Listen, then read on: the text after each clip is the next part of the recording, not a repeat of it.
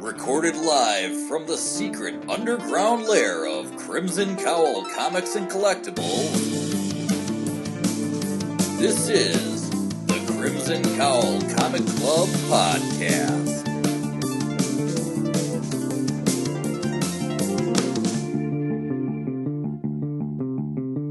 The following issues may contain spoilers.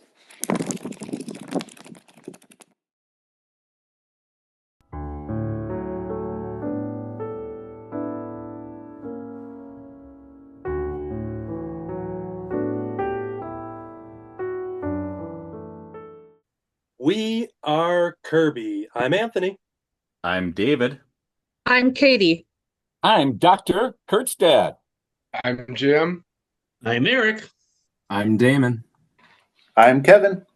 Welcome to issue number 340 of the Crimson Cowl Comic Club Podcast. Every time we record, we talk about comic books. We have a very special episode here today as we are paying tribute to our friend, our comic club member Kirby, who we unfortunately lost in December of 2025. What we're doing here, I'm glad that everybody could show up to hang out. What we're going to do is a special all Kirby review episode. So all of the books that we are going to be talking about are going to be books that Kirby reviewed and talked about and loved, and the characters. I want to cut over to Eric. Now, you want to initiate a toast as well. So if you want to go ahead with that. In the Irish tradition, when we say goodbye to somebody for a shot, and we don't say, "We're sorry to see you go," we say, "See you later." So, to Kirby. Kirby. Long fall. And for people that want to learn more about our friend, we have a companion episode in the Crimson Cowl feed that David put together, and I helped with kind of a discussion and kind of going through the origin stories of meeting Kirby and his wife Shelley and how all that came to be, forming the Crimson Cowl Comic Club. So if you want to learn more about that, we have that episode in the feed as well. That stuff will always be available both in the in the video feed and everything. So please check that out and to learn more about that. But we are going to concentrate this episode to celebrate the life of Kirby, talking about all of the kind of books and the characters and the genres that he loved. So we're going to dive right into it with the Kirby Weekly Reviews.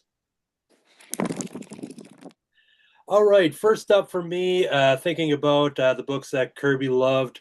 Him and I shared a lot of the same interests. One of those interests was Archie comics, and so I figured I was going to dive into Archie's Madhouse comics. So I went to my collection, which has so much Archie over the last 80 years, and for some odd reason, I don't have any Madhouse comics. So I had to go to eBay, and I wanted to, I just chose the cheapest one and the smallest lot just to find it, and I could not believe what I came out with the search results, because it could not have been a more Kirby specified list. And this was just randomly searching it, looking for the dirt cheap comic books. And the first one I found was Madhouse Comics number 113. And not only did it have a Halloween specific cover, which Kirby and Shelley loved Halloween, but this one also had a garage sale theme to it, which I know they love going to garage sales and finding everyone's lost treasures and stuff like that. So it was one of those things being like, how did this end up being the first result that I got? It just could not have been more perfect. And as a bonus, since I searched for a Madhouse Comics lot, there were a couple other comics in there, and one of the other comics was a Casper the Friendly Ghost, which had a squirrel, which Kirby loved squirrels, a squirrel riding on the back of Casper, which I've never seen before. And even in this comic, you don't even see that happen. It's just for the cover. And that's another thing, too, going back to this. Now, that was one thing that Kirby always had some commentary on, was that he was always sold on the cover and always wanted to see what that story was, and would be bummed when that had nothing to do with it. It's a common trope for comic books of seeing something that's, on the cover and has nothing to do with the interior of the comic. That is very much the truth with this issue. But I enjoyed it nonetheless, so I'm going to kind of give a quick review of it. Archie's Madhouse Comics is a series that's published by Archie Comics. They did it for about 20 years or so, and for the first handful of issues, maybe like a dozen or so, was all about the Archie and the gang. So it was very Archie specific, but then they kind of changed gears a little bit, kept the Madhouse numbering in the title, but then they start just doing stories about like monsters and aliens and everything weird, and it wasn't involving Archie characters at all. But then eventually, Sabrina the Teenage Witch would make her debut in this very series. If I'm not mistaken, I don't know if that was issue like 22, 23, I think. So relatively early on in the length of this publication. But this issue here, this has a retelling of Hansel and Gretel, where they stumble upon an enchanted cottage made out of French bread, pepperoni, and mozzarella. There's a lot of extra comedy that's kind of thrown into this one, and once again, it's just about random characters. There's nobody like that you recognize, and some of them maybe look like Aunt Hilda or something like that. Some of the characters, but they're not those characters. There's another story in here that is takes place in the year 4072.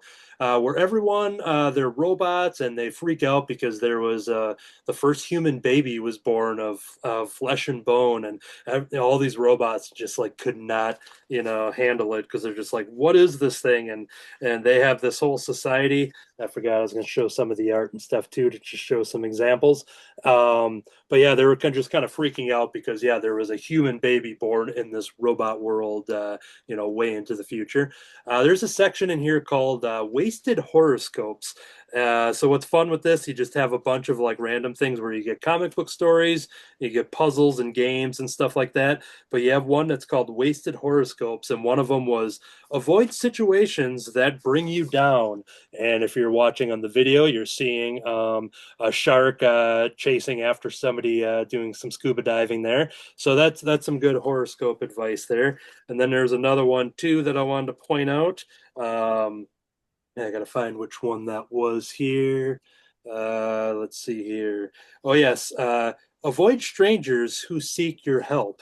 That is the horoscope. But this one is that there is somebody drowning at the old local watering hole, and the lifeguard's too busy, flirting with somebody on the beach there. So all the different horoscope things are pretty hilarious, just in contrast to what is being drawn. There's another cool segment called "You Know You're in Outer Space If," and they have 8 different drawings here. One of them was, your blind date is described to be an eyeful, and really is. And of course, it's a giant lady eye there. So yeah, it just has a bunch of good. It's a good publication for just gags and just goofy stuff that has nothing to do.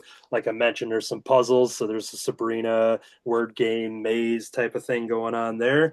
There are some more stories. The last one I was going to talk about here is one that is about a guy who is trying to invent a time machine, and after it blows up, he shows off his new robot vacuum cleaner, which only causes more problems. So yeah, you're dealing with husband and wife, the scientists, and kind of talking about wanting to work on this time machine. And it's one of those things. It's kind of like a Rick Moranis type of character. For Honey, I Shrunk the Kids, he's got all the gadgets and stuff around the house, but it just causes problems. So when the time machine explodes, they bring out the robot vacuum cleaner, which rushes out to the scene. And as it starts sucking up all the damage, it's starting to just dismantle the house and lift the carpet off from the floor underneath their feet and stuff. But yeah, so that is just kind of a brief little review of issue 113 of Archie's Madhouse. Once again, has nothing to do with what's on that cover. Kirby would have been very disappointed, and he would have wanted to know more about what was going on in that comic. So yeah, but like I said, randomly searching that and finding that, and then having that Squirrel and Casper cover included in the lot, it just the stars were aligning, and there's someone overlooking us, and somehow these Kirby comics landed in my lap. So Was meant to be. Exactly. I was just baffled that was there, and I still can't believe it. So there we go. This is my first comic in my Madhouse Comics collection. So that's one spot in the Archie collection I didn't know that I had to get some work on. So All right, so that was the first review there. We are going to jump over to David. What you got for us? All right. Well, this is one that I probably wouldn't have even found on a shelf had it not been for Kirby talking about his finds at Ollie's, and I've never been to Ollie's before. So I decided to finally check it out, and one of many things that I picked up there was a Howard the Duck omnibus. And it's the Howard the Duck stories that were done by this Chip Zdarsky fellow. I don't think we've ever mentioned that name on here before. Never. And Joe, and I'm going to butcher this last name, but that's Joe common here as well. Quinones. Quinones. Quinones. Yeah, okay. Quinn ones. Yeah. Um, and yeah, so I know that this came up before. I can remember when these were uh, floppies on the rack at the old comic book store. I just never happened to read them. So this was a good find. Um, and it's got a number of different um, books in here. And they've got them all labeled, even on the different covers, like Howard the Duck 2015A 1 through 5, 2015 A 2 through 4 backup stories. They have labeled those separately. So rather than having those backup stories at the end of each issue, they kind of put them all together in here. So they grouped all that stuff together. And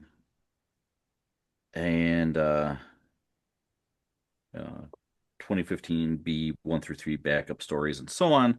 And then different stories. They've got an Unbeatable Squirrel Girl in here, and related books in here. I haven't really read much Howard the Duck, so I couldn't tell you beyond like the movie and a few minor things that I've read how this really compared to some of the older Howard the Duck stories. But I will say that I really enjoyed reading these. And I haven't gotten all the way through the book. I'm about a third of the way through. This version finds Howard the Duck working as a private investigator, and we've got a lot of interstellar shenanigans going on. There's a lot of cameos and guest appearances from people from throughout the Marvel universe. We're introduced to some new characters, and watching Howard get into all kinds of trouble as he's trying to be a successful private investigator. Um, and he hardly ever has to use his quack foo. Um, but yeah, you get guest appearances. There's a few from Spidey. Um, and if I'm not mistaken, this was also around the time that Chip Zdarsky was doing some Spider-Man work as well. Um, so some crossover there. A lot of different characters. He gets to work with Rocket, who's shaved a map into his abdomen, which turned out to actually be somewhat unnecessary, but that's Rocket for you. So yeah, we get some more Guardians of the Galaxy in there. We've got appearances by characters you wouldn't expect, like Aunt May. Plenty of appearances from She-Hulk and a number of other Marvel characters, all as Howard is trying to solve a case that he's hired to do. And I don't want to give too much away here, trying to keep this as spoiler-free as possible. But we do get, some interstellar type of villains involved, and I will say it does not involve the Infinity Gauntlet, but we come close. Again, some shenanigans with Doctor Strange and the Fantastic Four. So you really get a humorous take on a lot of the characters in the Marvel universe. And none of it really takes away from Howard and what he's doing. It just kind of adds to the humor that's used in this book. We revisit some stuff from Secret Wars that's going on in there, that involves part of the story. I really am enjoying going through this book and reading it. It's a lot of the humor that you would expect in a Chip Zdarsky story. Um, and it does a good job of introducing you to a character if you haven't read Howard the Duck before. Um, it's a new, fresh take, but it also gives you elements from previous stories and points out, and kind of calls out where things have happened. They do a really good job actually of that, of referencing where something happened before, so you can go and check that out. So I think that really adds to the history of Howard. And I'm really looking forward to getting through and reading the rest of this book and seeing, what kind of things that Howard in his PI work gets into throughout the book. Um, but it's a good sturdy book, hardcover, um, and a good fun read. So if you're looking for something, you're a Marvel fan, you're looking for something that incorporates a lot of elements from the Marvel universe and still has a good amount of humor to it, um, but not in a completely wacky out there kind of way. Something that if you more of a straightforward Marvel reader, I think you could still enjoy this, but it definitely does have humor. So I would recommend this is to somebody who doesn't read a lot of that stuff, which I hadn't previously. I've been getting more and more into that. So this was a pretty good find for me. Yeah, well, And I think it's been reviewed. There's probably several other people who have read this, or at least stories when it first came out from this. But excellent find. I also have to recommend going to Ollie's. There's some other great books there. I walked away with a few um, of the omnibuses there at good prices. So yeah, and I've gone back and bought more, much to well, the depletion of my bank account. yeah. Yeah, we have Ollie's is not an official sponsor for this episode, but we have a couple more Ollie's mentions as we go on as well. So, all right, we are going to jump over to Katie. What you got for us first? All right, so my first review today is The Unbeatable Squirrel Girl, Volume 1. This is from 2015. It's written by Ryan North. Artist is Erica Henderson, and Rico Renzi is the colorist, and VC's Clayton Cowles is the letterer. So I actually had a lot of fun with this book. I know some people have pretty strong feelings about it, but I enjoyed it. It is goofy, it is cartoony, it's colorful. There's a whole lot of it just works because it's comics type thing. But this is reintroducing Squirrel Girl. She is Doreen Green, and she's going to be starting college soon, and she has the powers of a squirrel. So she can talk to squirrels. She loves nuts. She has a big, giant, bushy tail. And yeah, this is the start of her life. So she is kind of unsure how it's going to work out, how she's going to have her squirrel sidekick and best friend Tippy Toe in the dorms with her. But it turns out her new roommate is very prickly and also has a cat named Mew. And her roommate says, well, if you don't tell anyone I have Mew, I won't tell anyone I have Tippy Toe. And Doreen is, she's kind of quirky. She's a little goofy, but it endears her to a lot of people. So she's already making friends. And despite having an eccentric roommate, it seems like they're gonna become buddies, and it's gonna work. But she can't have an easy start to school. She ends up getting late to orientation because Craven the Hunter is bothering her squirrel buddies. And, she ends up telling him, like, why are you so interested in, like, fighting Spider-Man? Why do you think he's the greatest game you could kill? She says, you've conquered everything on land, but you know what you haven't done? You have never gone hunting under the sea, and you're missing a whole world of opportunities. So that's how she disposes of Craven the Hunter.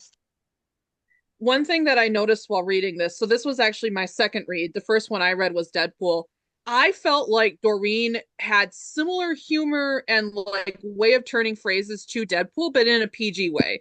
And I actually thought that could be really good if you want to give something to your younger reader and they like that kind of humor.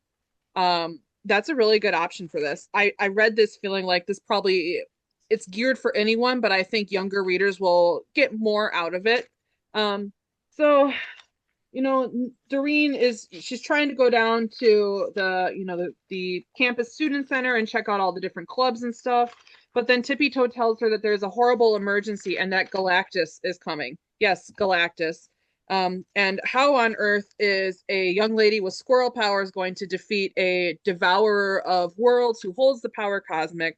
Fortunately for Doreen, Tony Stark owes her a favor from some years back. You can check out her first appearance, written by Steve Ditko. And so she says, well, I'm just going to borrow the Iron Man armor and we'll go to the moon and we'll, talk Galactus out of it. So there's a whole bunch of hijinks of her trying to get over to Avengers Tower and get into it. And it looks like she's not going to make it, but then she calls in her marker with Tony and the Iron Man armor lets her in. And she finds out it's modular. So she's rearranging and redesigning it so it accommodates her squirrel tail, and Tippy Toe gets like an Iron Man helmet and an arm for their armor. And meanwhile, there's some kind of mid-tier hero, I think called Whiplash, who's hassling people in the park and trying to start something. And she hears about a bank robbery going on at the campus credit union. And she has a dilemma. Does she save the world from Galactus, or does she defend the campus credit union, which is now her credit union, against bank robbers? So she uses her squirrel powers to form a giant squirrel man to go and beat up the bad guys at the bank and set them right, and get Whiplash to stop bothering people at the park while she goes to the moon to confront Galactus. And it seems like it's not going to work, but then she cracks into a secret technique that none of the other Avengers have tried yet. So instead of fighting Galactus and kicking his butt or scaring him away and offering him another planet, she decides she's going to try and make friends with Galactus and try and relate to him as a peer would connect to Galactus. And the last two issues in this were so funny, watching her do this and, try and figure it out. And this is where cartoon logic comes into play here. Would it really work on Galactus? I don't know, but it seems like he just kind of wanted a buddy to, hang out and talk with. So she says, I got an idea. I found a planet that is uninhabited and is covered in this amazing food that you've never had before called nuts. And he's like, well, why would I want to eat nuts? She's like, well, it's got like good fats for you, and it's got salts, and there's vitamins and fiber. And she's like, it's the thing that makes the universe go around, calories. And Galactus says, life force. And I thought that was funny. Right now I'm on a almonds kick, so nuts are one of my favorite snacks at the moment. Well, Galactus ends up going and finding out that he loves all kinds of nuts, acorns, hazelnuts, even peanuts, which I guess are legumes, but we'll work with it. And Tippy Toe is having the best day ever of her little life, and she's almost like, hang on, I don't know that I want to share this with Galactus. Hilarious, super funny, and it turns out that Doreen is a big fan of, different superheroes in the Avengers. And so she has trading cards made by Deadpool in her pocket, which she pulls out to show Tippy Toe and the reader all about these characters that we are encountering and fighting. And pretty early on, her roommate finds out that Doreen has a secret identity as Squirrel Girl, but she thinks that's pretty cool. So they'll be safe. I really loved the different color works going on in the pages with Galactus. And so a little side note, Ryan North also did a long run on the Adventure Time comics. And this whole interlude with Galactus felt exactly like an Adventure Time episode. So if you like Adventure Time, try Squirrel Girl. And if you like Squirrel Girl, try the Adventure Time comics. I had a lot of fun with this. This was, honestly, it was the levity that I needed. I enjoyed Squirrel Girl Volume 1. Check it out. Yeah, during the years of both of those reviews from David and Katie, those books were high on the comedy charts, and they were just kind of living in their own space of the Marvel Universe, and winning their awards and stuff. And while it wasn't your normal like big superhero book, so there was definitely people that just kind of like kind of wrote that stuff off, while once you actually pick it up and realize just how very smart it is, how very funny it is. And even with the Squirrel Girl, that's the one that has all of the extra dialogue at the bottom of the screen, like footnotes and stuff. So like both of those comics, there's always so much you get out of these books of just looking at everything and reading everything. So yeah, those titles went hand in hand, and it's awesome that they went hand in hand with the reviews here today. So, all right, we are going to jump over to Dr. Kurtzstad. What you got for us? Well, Kirby and Shelley have always loved the weird and the monstrous, and I have to say I have too. And Marvel has had a good, I think, history of introducing those kind of comic books. You had the Dracula comic books for a while that were a big part of Marvel. But one of the big Marvel things was Man-Thing. One of their, and this is the Man-Thing Volume 1, the complete Man-Thing, edited by Steve Gerber.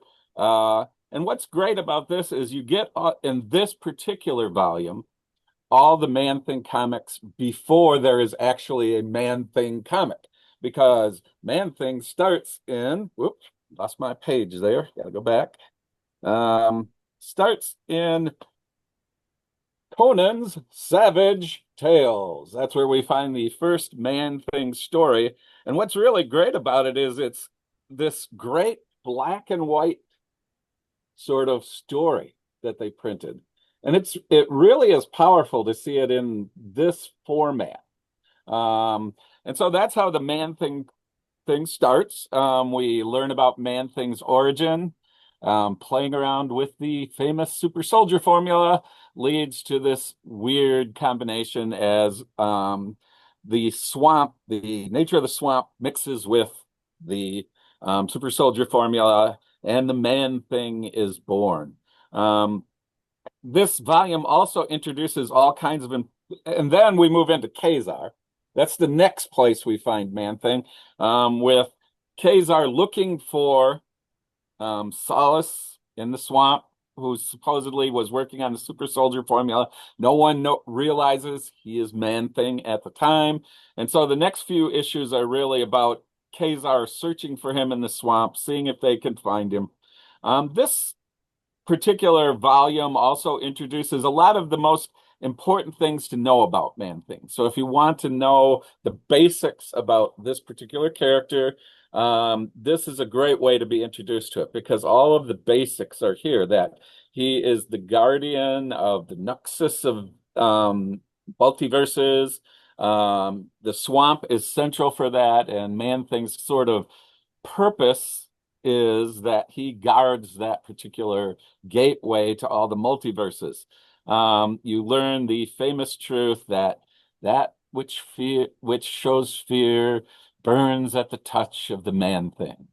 I'm still kind of interested. I've never seen anything that says why fear is this thing that Man-Thing has a problem with, but there it is. It's kind of introduced as a central sort of concept in this.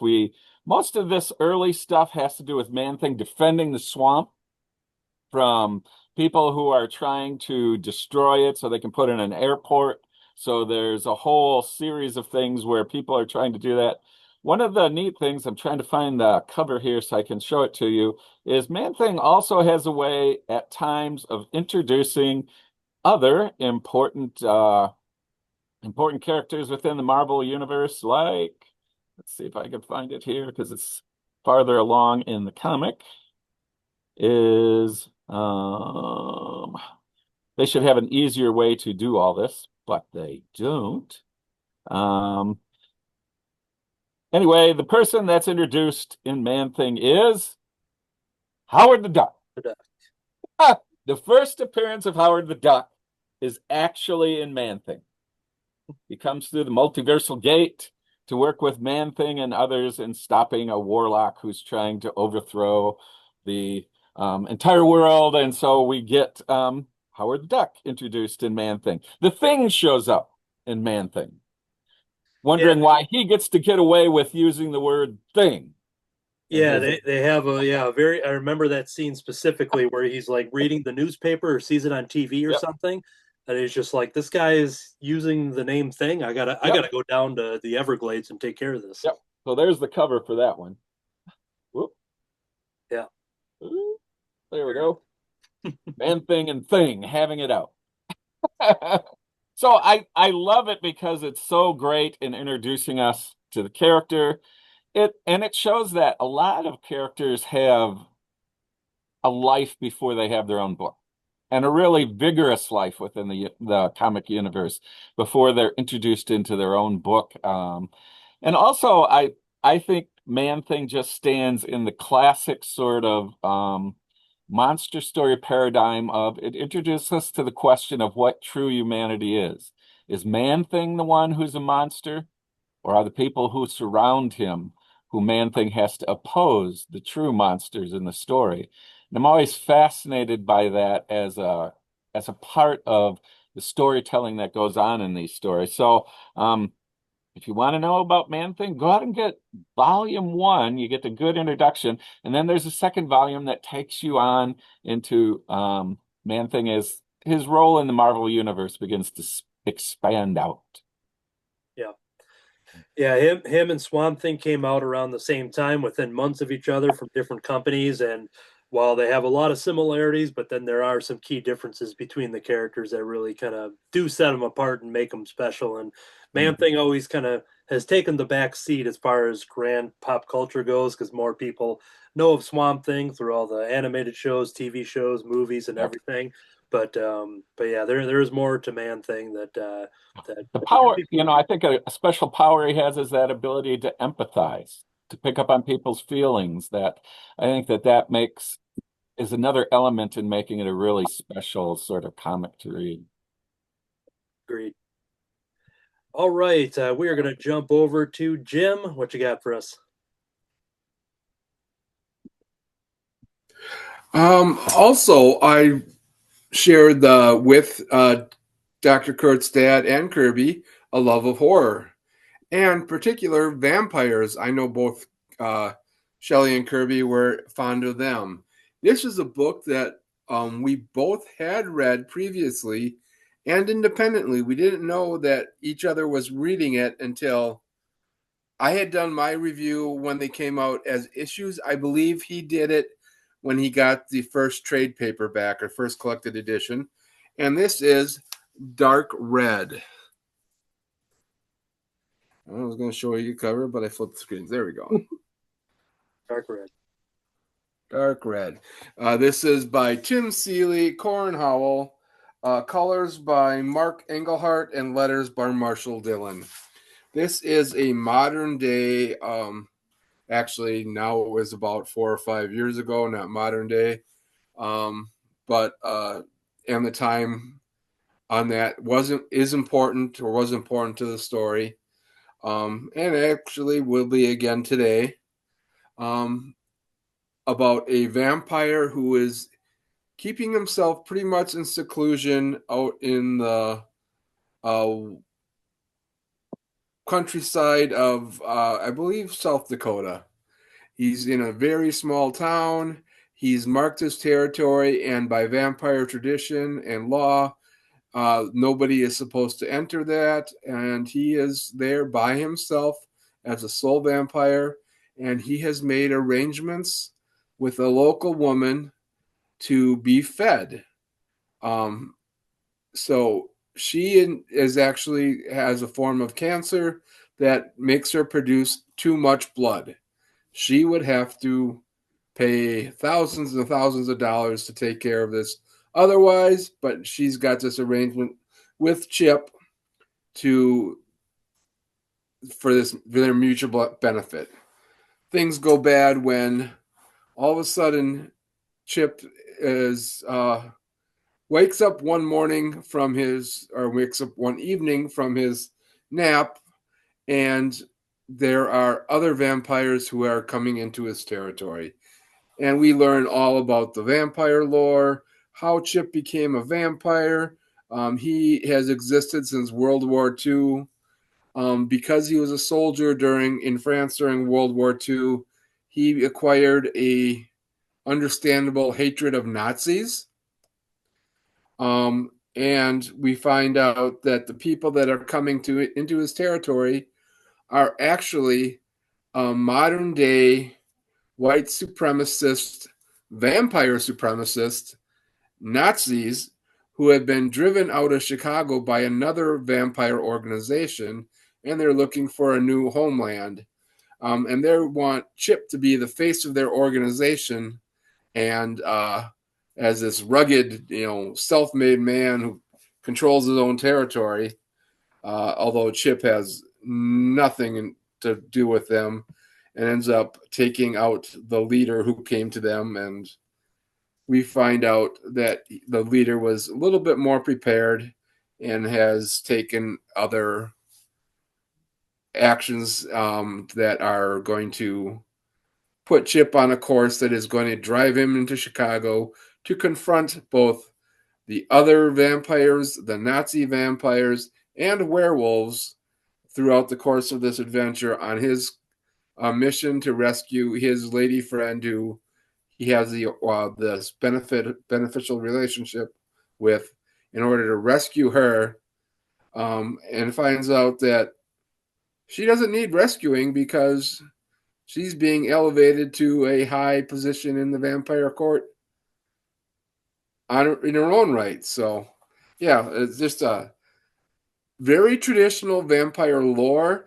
in a modern day setting where the neo-Nazi vampires are coming in to have a very strong presence. I don't know if you could really see it on the cover here, but there are actually, let's see, You tilt it Make a little, America, yeah. If you try Make to tilt America Great. There we go. okay, we can see it there a little bit. Make America Great hats on the shelf next to him where he's cleaning. And that is very much a theme in this, that, they are coming to take over, and he is resisting that action. So, and again, it was just something that, we both enjoyed, was vampire stories and horror stories. So, I do recall that at the time that, I didn't know he was reading it. He didn't know, he didn't remember that I had reviewed it. So it was something that we both shared a few years back. So it was a good time to dust it off and read it again. And Tim Seeley, the writer of that, is one of the go-to creators that Kirby would always follow, and almost just like Tim Seeley would be following the kind of characters that Kirby would always be reading anyway. So it was a good happenstance that if Tim Seeley was writing a project, that Kirby was most likely picking that up. And there's also a tie to Wisconsin in that Chip is from Wisconsin. And the character, yep, Tim well as Tim yep. Seeley. Mm-hmm. So that's one of those. I think I've read the first one, but that's one of those that's on my long list that I have to actually sit down proper to read. So good. All right, then we are gonna jump over to Eric. What you got for us? Well, it's always been a long-running gag that I've had a distaste for Frankencastle. Yes. Which has been a dark mark for many a Punisher fan. But I remember Kirby reviewed it, and he kept asking me, why don't you like Frankencastle? Because it's not the Punisher. And you know what? I think we were both right. I basically picked up which one is this? 16 of this volume of the Punisher, where basically what had happened to Frank, he tried to kill Norman Osborn. Norman Osborn set Dark Wolverine on him, and he literally got cut to ribbons. So Morbius, the living vampire, stitched him together and turned him into Frankencastle, and basically used him to protect the monsters. Now, in this particular issue, someone who has been going after the monsters by the name of Hellsguard. He's on the cover here. He's like this skull encased in this own monster movie type exoskeleton. He has gone into the world of monsters to try to eradicate them from all of existence. And this particular issue opens up where we see what looks like the creature from the Black Lagoon, who is, it starts from his point of view where he saw his children killed.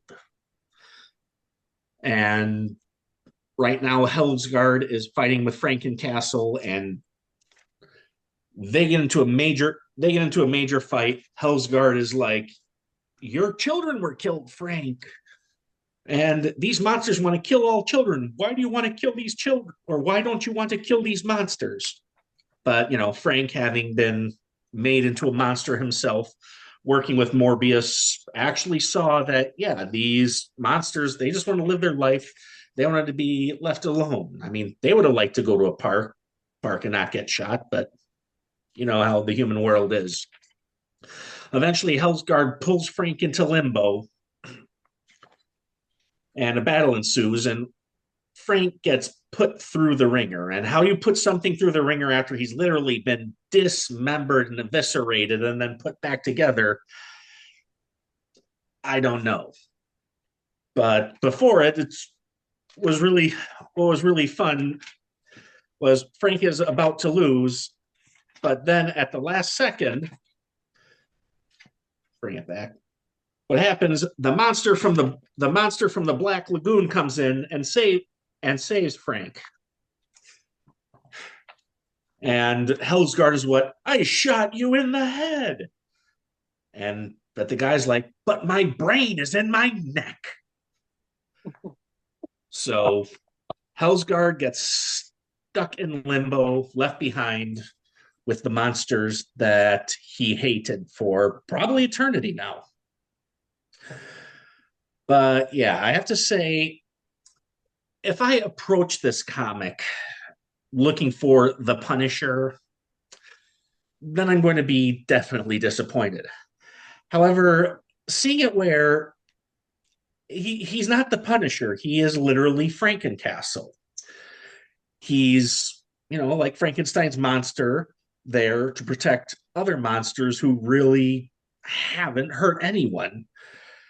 And like I said, looking at it as a Punisher comic, I don't like it. But in its own right as Frankencastle, I can appreciate it more. I can understand why Morbius would want someone with, Frank's drive to protect the innocent to protect the monsters.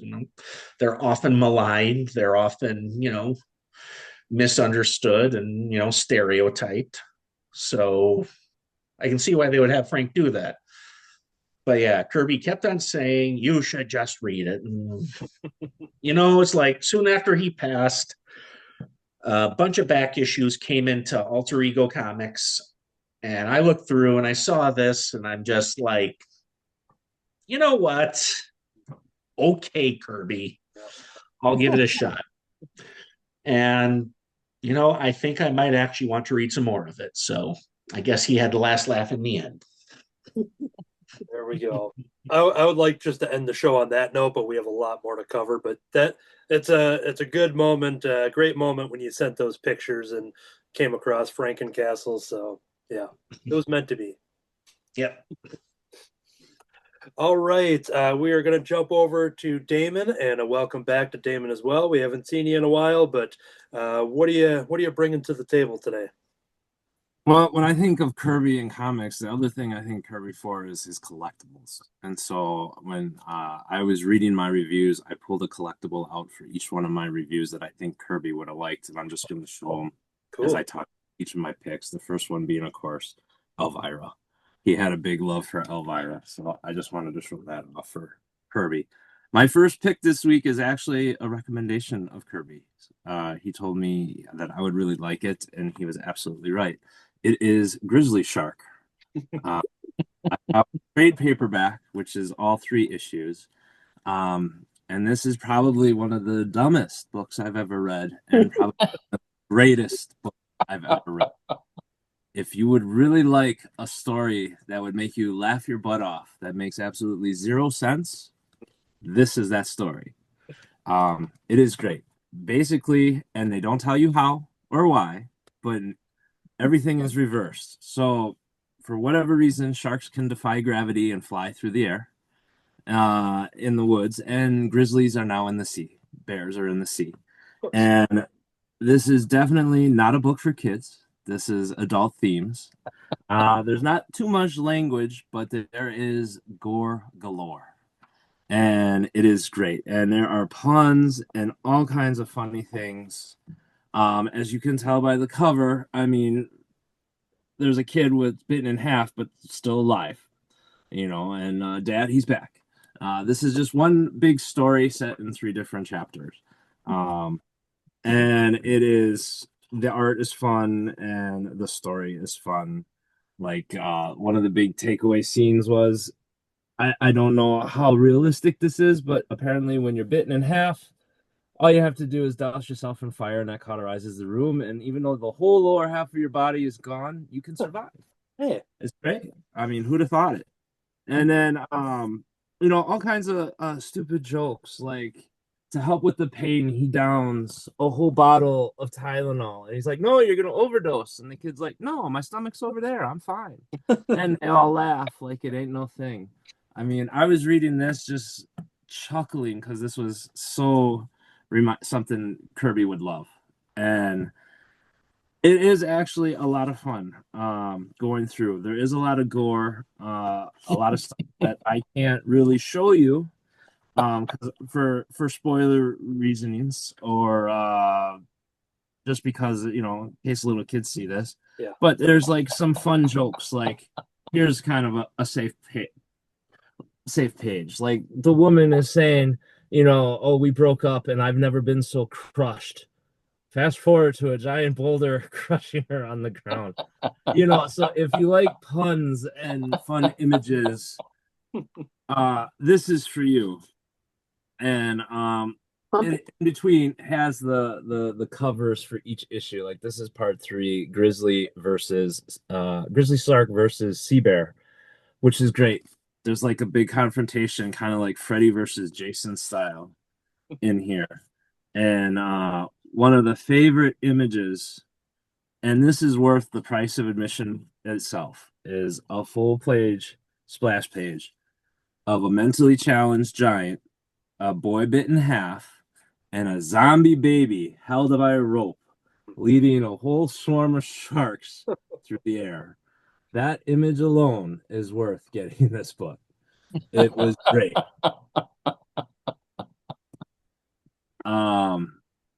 And then, here's a quick image of the beginning of the big battle of Grizzly Shark versus Sea Bear. Epic. It's epic. This screams Kevin Smith movie. They need to make this. It would be great. I'm not going to show you. Oh, this was a funny part right here. It's not a spoiler, but they're like the shark and the bear are on a boat and they smell blood and they stop their fight and both start drooling. And the bear gets pushed off. The shark goes after and then drives the boat back to land because the shark is afraid of water. So it was a quick read. I zipped right through it. The trade paperback at the back has like drawings and alternative covers and special features and notes and stuff and like sketches and stuff. But it was a quick read. The art was fun. The gore was great. The puns and the jokes were great. And it really made no sense whatsoever, but I loved every minute of it. It was an awesome read. I highly recommend it. Yeah, that's a series I got as well. And I remember myself and Kirby and you were going to do it as like a special review series. We recorded a bunch of Hellboy ones for a YouTube exclusive, released a couple of them, but then life got in the way. Some things got busy. I switched computers and then basically I wanted to re-edit them.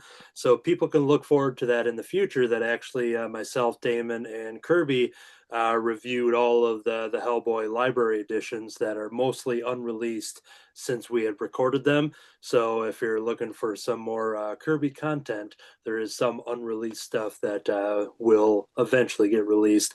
But I remember we were all talking about that book and just being like, yep, this is something we should all talk about. But I'm glad you brought it here today. And if people are looking for a more family-friendly shark story, we're going to hear about that later in a future round. But now we're going to jump over to our friend, artist, and creator, Kevin Wolf.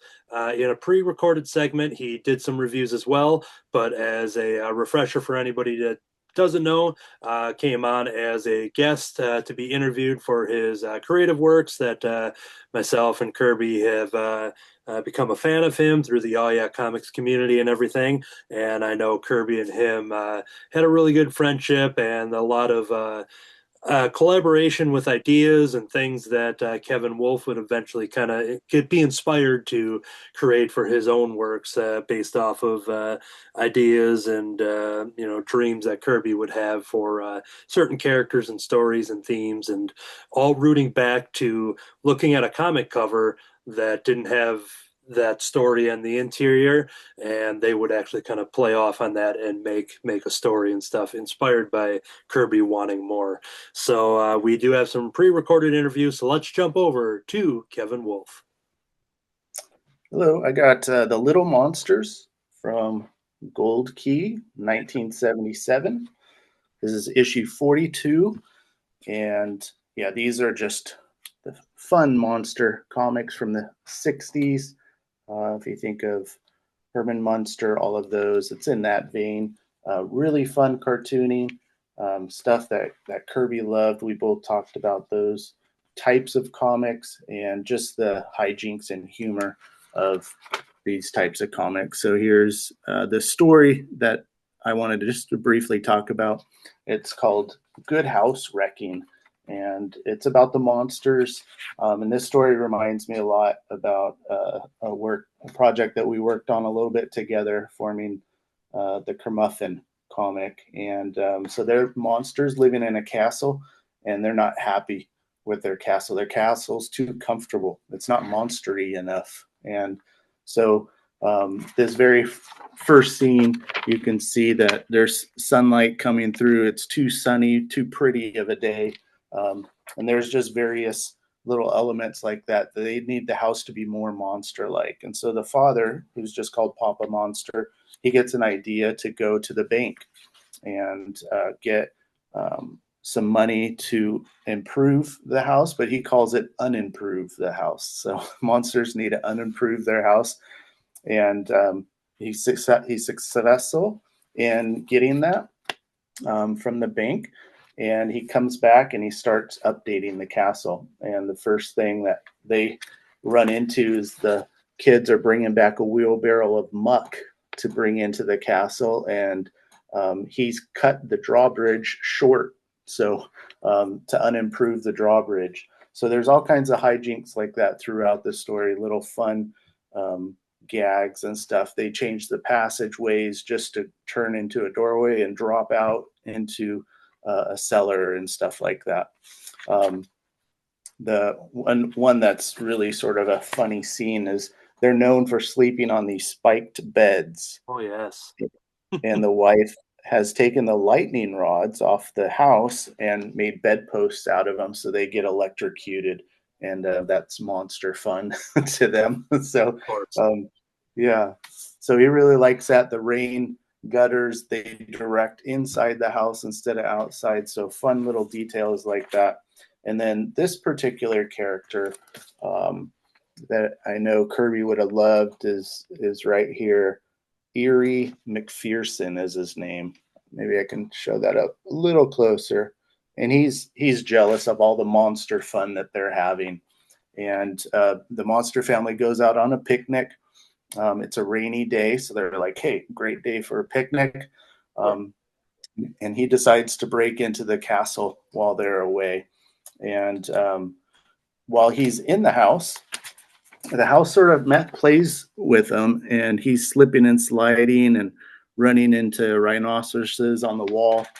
And while the family is doing the picnic, the sun comes out, it ruins their picnic, and they decide to go back. So anyways, they end up coming back and finding McPherson here in the bedroom. He's electrocuted, standing in water and touching the bed.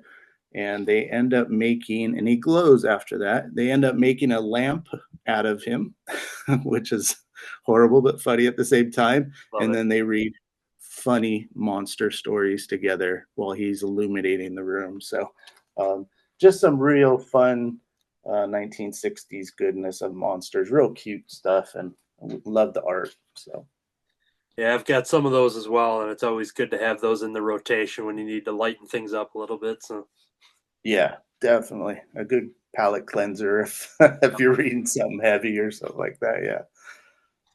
all right, thank you, Kevin. The next one here I am talking about to kick off round 2 is Jack Kirby's Galactic Bounty Hunters, an all-new series featuring characters and concepts created by Jack King Kirby. Meet the Berkeleys, your typical suburban California family, but when young Garrett Berkeley discovers his parents' secret, that the science fiction stories his father writes aren't fiction at all, but autobiography, he blasted into a whole new universe of adventure, mystery, and danger. Now, Jack Berkeley must put down his pen, reassemble his old team, and take up the mantle of being a galactic bounty hunter for one final mission.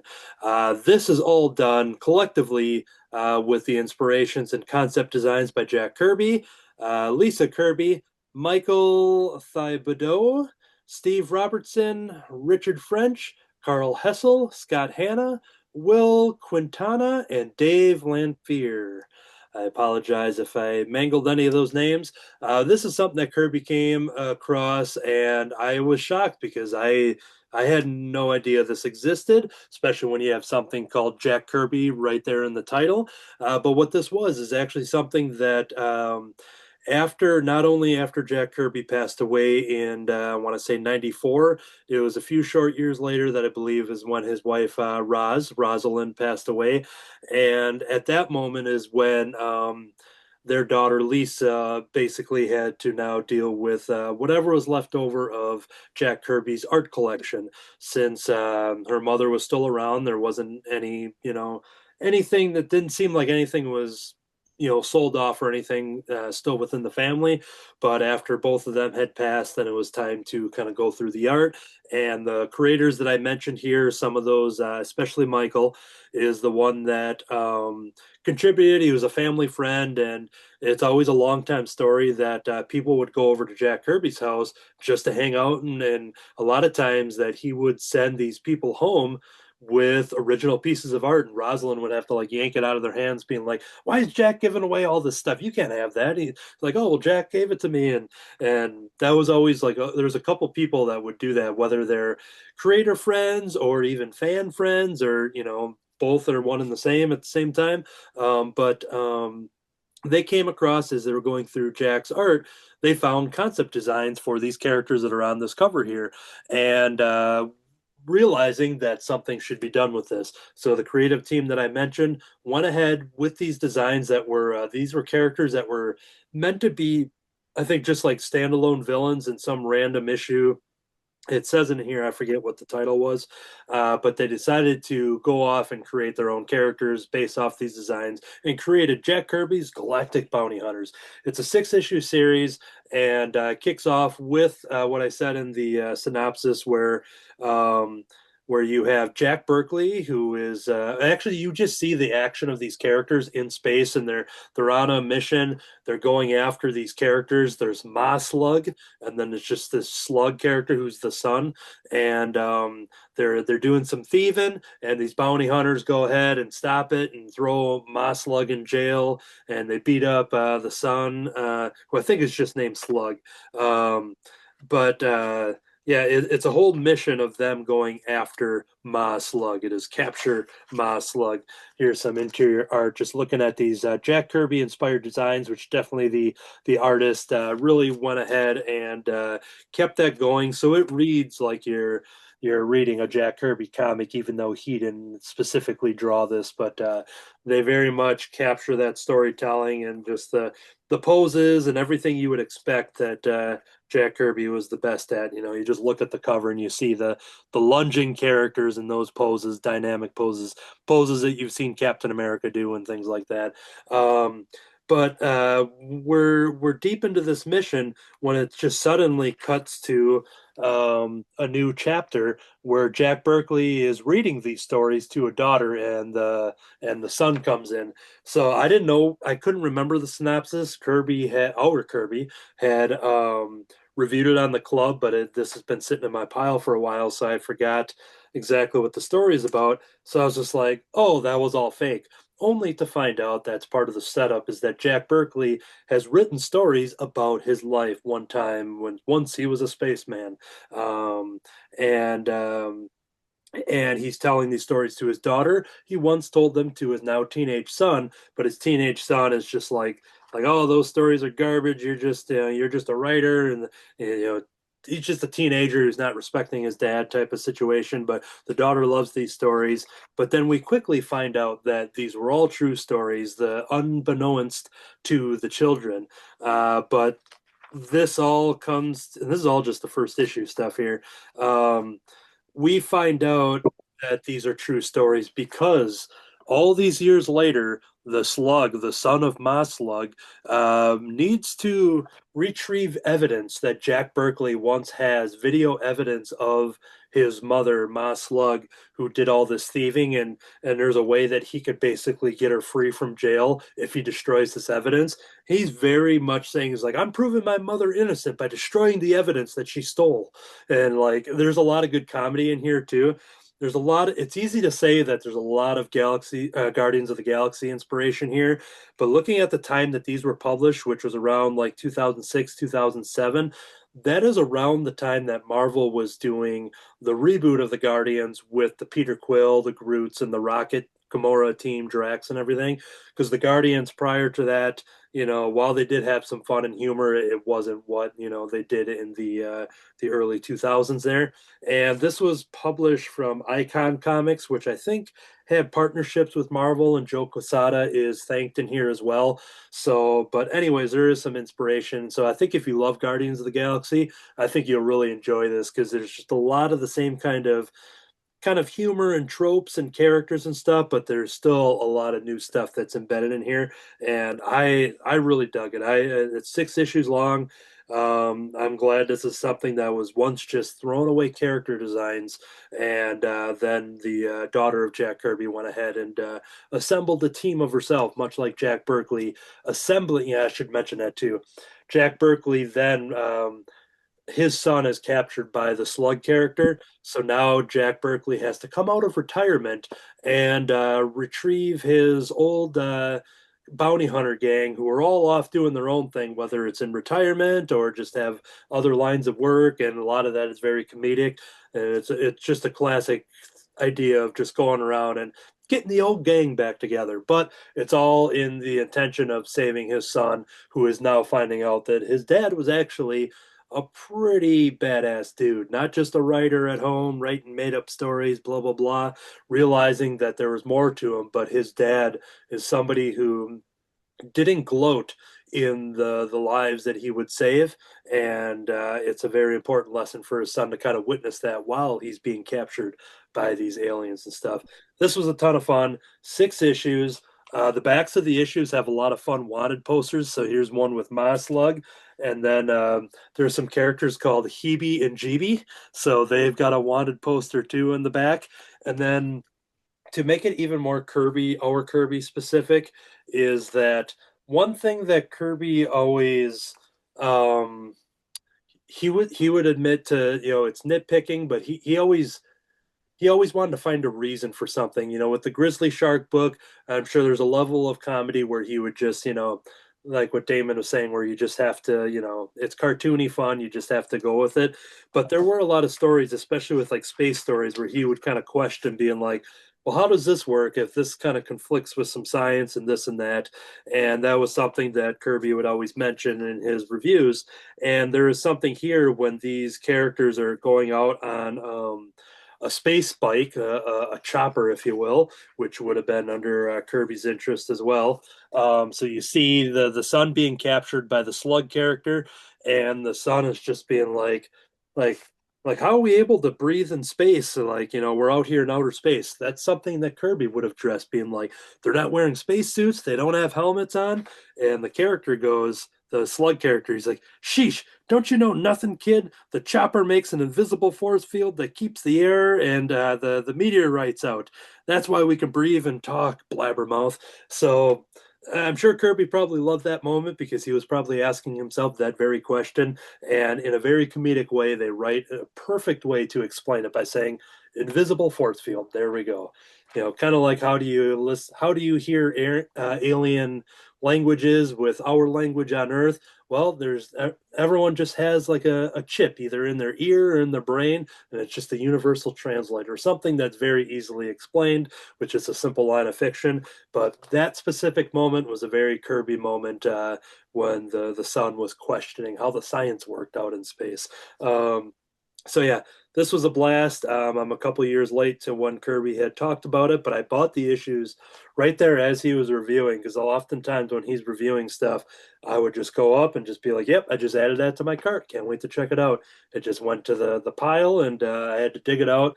When knowing we were going to curate comics for Kirby's interest, I knew that I was going to bring not only a Kirby that comic would read, not only take two. I'll leave this in. Not only a comic that Kirby would have read, but also a comic that Jack Kirby would have created. So there we go, Jack Kirby's Galactic Bounty Hunters. Check it out. All right, jump over to David. What you got?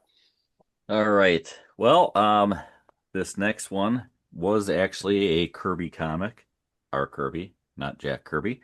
And that is Silver Sable and the Wild Pack. And I picked this one because Kirby likes a lot of the Deadpool stuff, and it's going through some stuff and found Deadpool in this issue. And I'm somewhat familiar with Silver Sable as in guest appearances in other comics that I've read. I've never actually read a Silver Sable and the Wild Pack comic, so this was more or less new to me. But it's an earlier appearance of Deadpool, and so sometimes if you're familiar with Deadpool as he is now, sometimes you might wonder, well, what was Deadpool like in some of his earlier appearances? And really, he was very similar. He was the merc with the mouth. So this is Silver Sable and the Wild Pack. It's volume 1. Number 23, and this is from April of 1994. So we're going back a little ways. They do give a little bit of a Silver Sable setup here, which was relentlessly trained in multiple forms of hand-to-hand and armed combat. Silver Sable was destined to inherit the command of her father's professional soldier unit, the Wild Pack. Under the auspices of Silver Sable International, she has since transformed them into the ultimate mercenary combat force, now the economic foundation of her beloved homeland, Simcaria. So, they give that little bit. If you've never picked up a Silver Sable comic, at least now you kind of know what you're getting into. And it opens up with Silver Sable actually walking into a law office and stating that she needs to see Matt Murdock. This is a time in comics when Matt Murdock was supposed to be dead. And you can see Daredevil on the cover here as well. This is also that era where they did that darker costume with the little armor and a little bit of red. So there he is as Daredevil, no longer Matt Murdock, or is he? Is kind of wondering, well, why is Silver Sable trying to locate Matt Murdock? So there's some stories that they do explain what's going on, even though you're jumping into the series. Pretty much anything that you need to know for this issue is explained in the issue. So you can just grab this issue and read it. Any important character to the story is introduced well enough that you know who that character is. Even the Wild Pack members, they don't go into a lot of them. But if you need to know who it is, they tell you who it is. So I like that. That's a great way of doing an ongoing comic book series, because you want readers to be able to jump in at any point rather than say, "Hey, I haven't read this from the beginning." So I've never read one of these comics before. I jump in at issue number 23, and I actually was just fine. I was able to keep up, know what's going on. The things that were explained, even with what was going on with Daredevil at the time, are explained in the comic, within the story, in kind of a brief way, but a way in which, okay, you understand. Okay, this is still your Matt Murdock Daredevil, but that Matt Murdock is supposed to be dead. And it's explained how Deadpool gets involved. Deadpool is hired by this other group to take Silver Sable alive because she's worth more alive than dead. So Deadpool is trying to get Silver Sable at the same time that Silver Sable is trying to hire Matt Murdock, and then ends up talking to his partner, Foggy Nelson, to defend somebody that Silver Sable says has been framed. So you've got a lot of different parts in here, and yet you're still clued into what's going on and why these pieces exist. There's even a new member of the Wild Pack who's not necessarily introduced for the first time in this comic, but he's new, he's joining in, so they tell you who he is. The couple of Wild Pack members that he interacts with are introduced well enough. And you get a lot of fight and action, a lot of Deadpool things going on, a lot of Deadpool one-liners, as he's going through and trying to take Silver Sable alive, only to have Daredevil intervening on her behalf, which is confusing to Silver Sable as well, because she's not sure. And I will say I'm not clear that whether or not she knew that Matt Murdock was Daredevil, but she does seem to think that there's something different about this Daredevil. And I know over time, there's been times when people knew that Matt Murdock was Daredevil, and then it's somehow explained that he's not, and people think that, oh, he wasn't actually Daredevil. I think at some point in time, Matt Murdock used to wear a T-shirt saying, "I'm not Daredevil." But I'm not sure exactly where this fell into all of that. She does suspect something is off. And I think what you're given in here is I think she's suspecting that even though this seems to not be Daredevil, that it is actually Daredevil trying to come across as though he's a different Daredevil. So she's using some clues in there. There's another character called Paladin who is involved in this story as well. So essentially, this, even though it's part of a larger story, this could almost be a one and done story the way it's done. You come into it and it kind of wraps up this portion of the story. So so it was a good issue to be able to just pick up, read, know what was going on, and have some sort of an ending where you don't think, like, I absolutely have to read the next issue. It's designed to make you want to read the next issue, but not feel that you have to, to get this story. You have to for the ongoing larger picture, but not this. Then you also have a backup story for Sandman. And Sandman at this time was a new kind of recruit and had joined the Wild Pack. It's during an era where Sandman was on the side of good. And Sandman was kind of a character known as a Spider-Man villain, but there've been times in his career where he went to the side of good. I think he'd also gone back reluctantly and kind of back and forth in that way.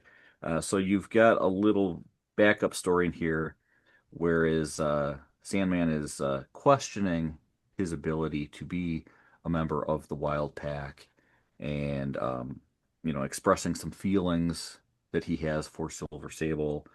And it's just a real short story where he does something heroic and he's able to deal with these doubts that he has on whether or not he fits in with this group that he's joined.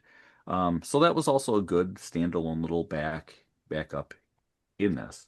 And it's always interesting to me when you can have this standard size comic that's not very thick and be able to pack in enough of a story and even a backup story that it can be satisfying on its own.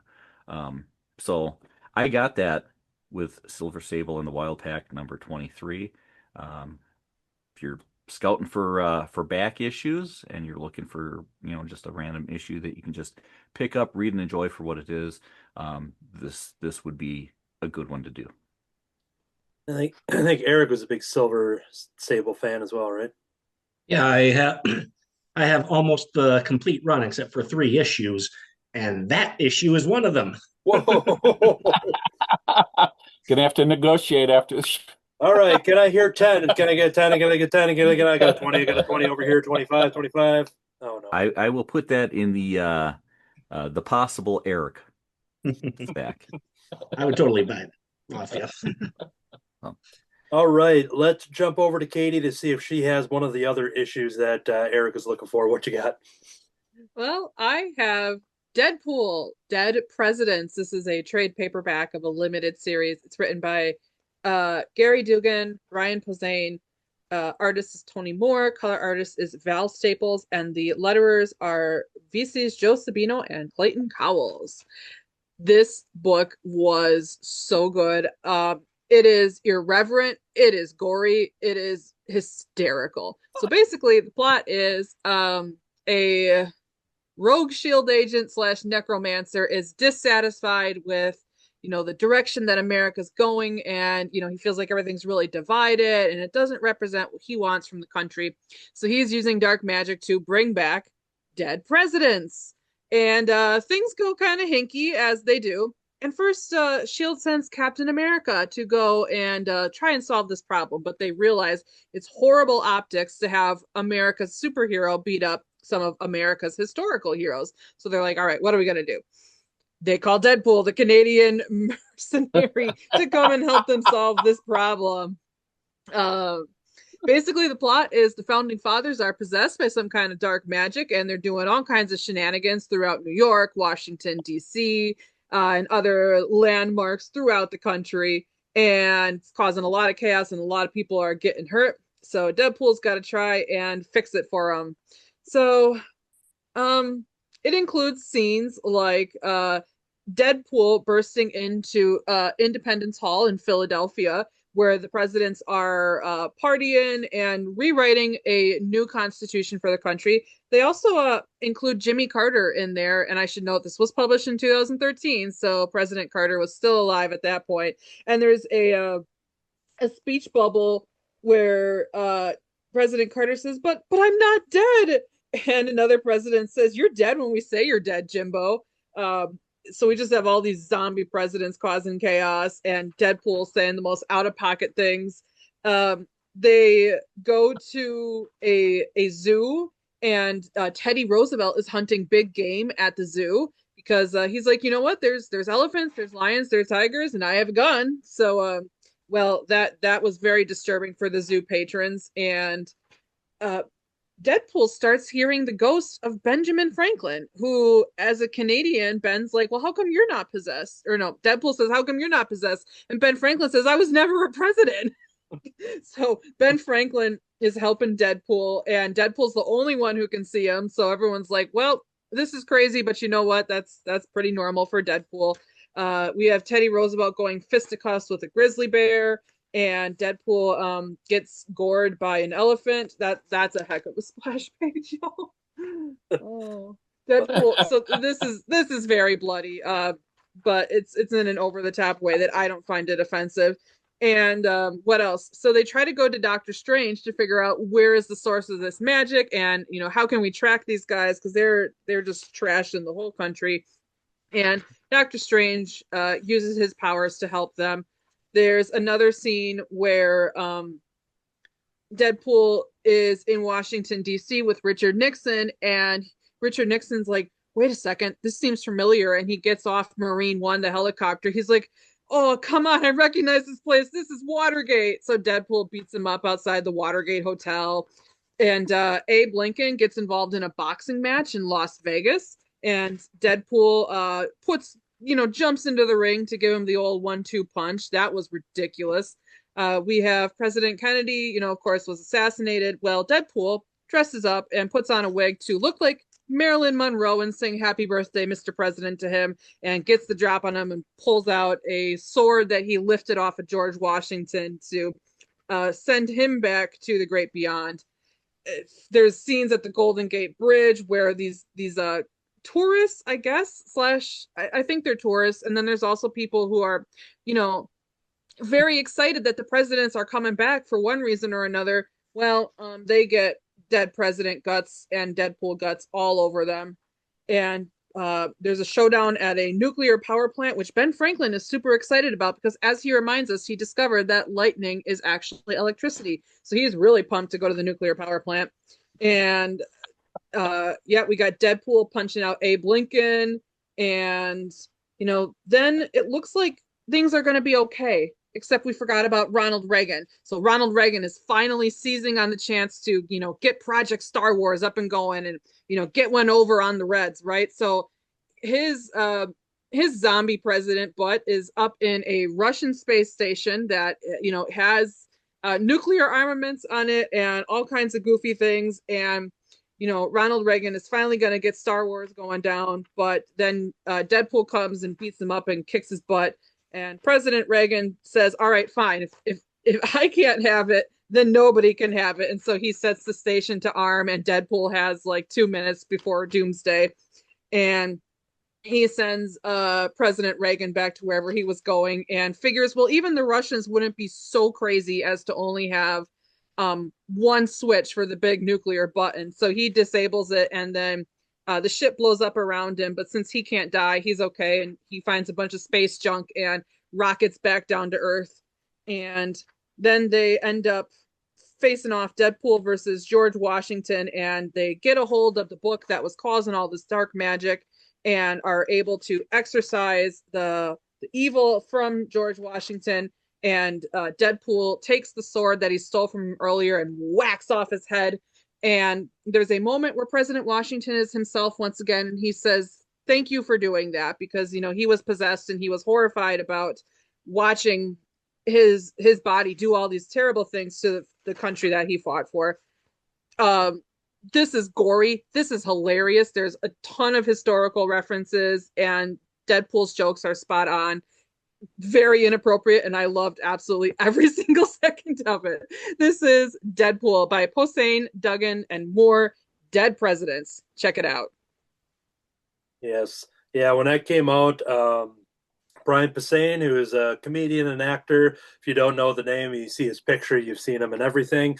But yeah, always a big comic fan, and I think this was maybe his introduction into writing comics, and this just only did wonders because then he's gone off and written other things and, co-created, created her own projects and stuff. But it all kind of, from my understanding, it all started with this specific Deadpool run. And I got to meet him at a Chicago comic shop when they were coming out with it and everything. And it was just it's always cool when you kind of have some worlds collide of the comedy people you love, and then you give them like a character like Deadpool, and it's always a good fit. So.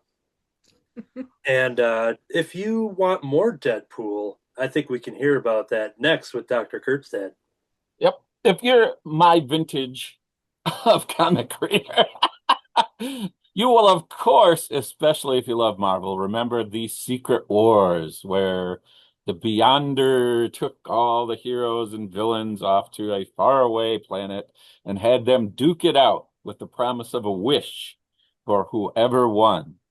But if you think back to the Secret Wars, what was missing? This guy was missing. Wow. Thank you, Damon, for allowing me to get my own little thing up. My youngest got me this, signed by Ryan Reynolds. So that has been corrected with this comic. Deadpool's Secret Wars. Brilliant. And as you read this, you can almost imagine that it's Deadpool who's actually telling this story, because Deadpool is the center of the Secret Wars in this. One of the interesting things at the start is he's going up to people and saying, well, don't you remember me? I met you at one point, all these other heroes. The problem is that the Secret Wars came out in 1984.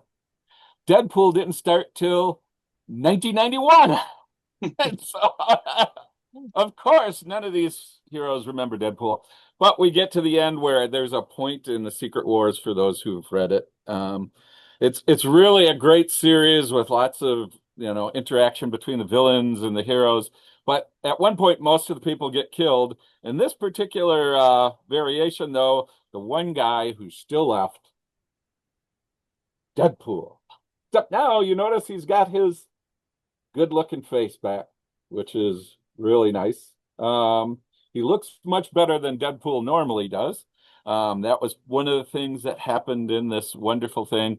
He manages to go and find the healer on this planet who raises up all the other heroes who have been killed at the cost of her own life. And so that the Secret Wars can go on. In the middle of this, though, you get a break.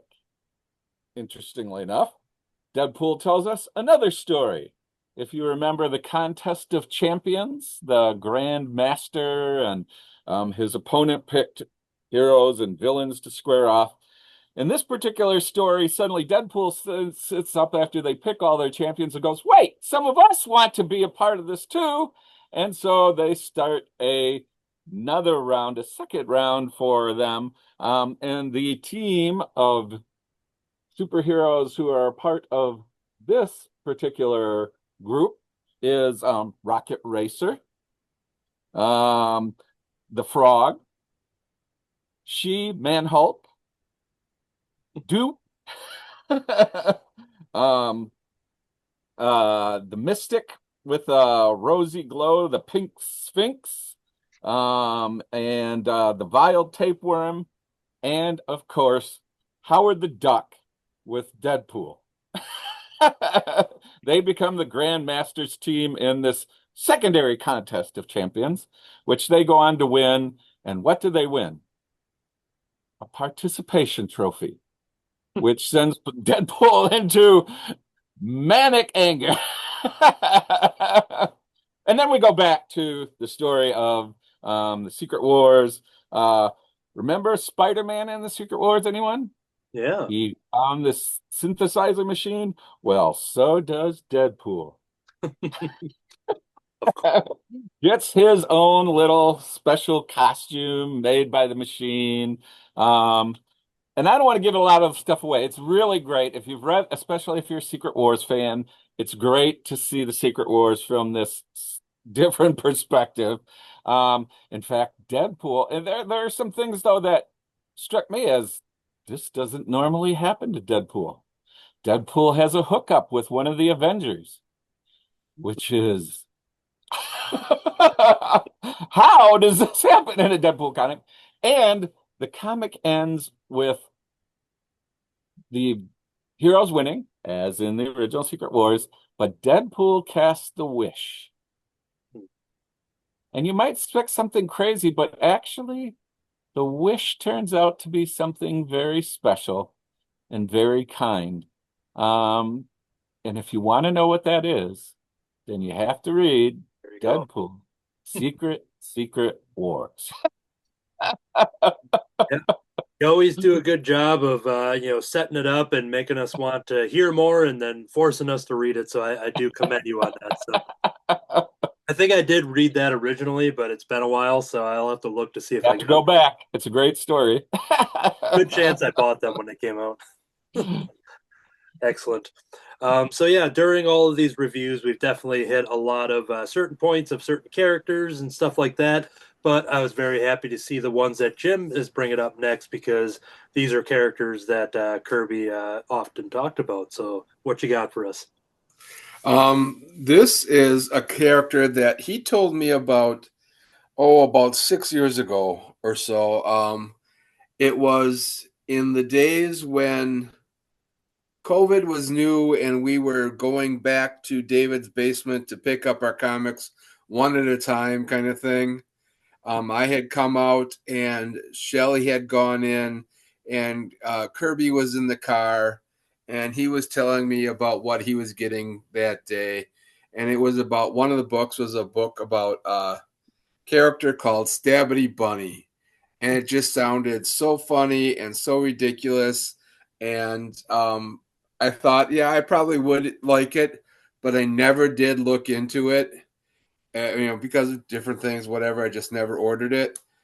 So for this review, I went to look for Stabbity Bunny comics, and the only one I could find was this one, which was a one-shot with Gutt, Ghost, and Stabbity Bunny.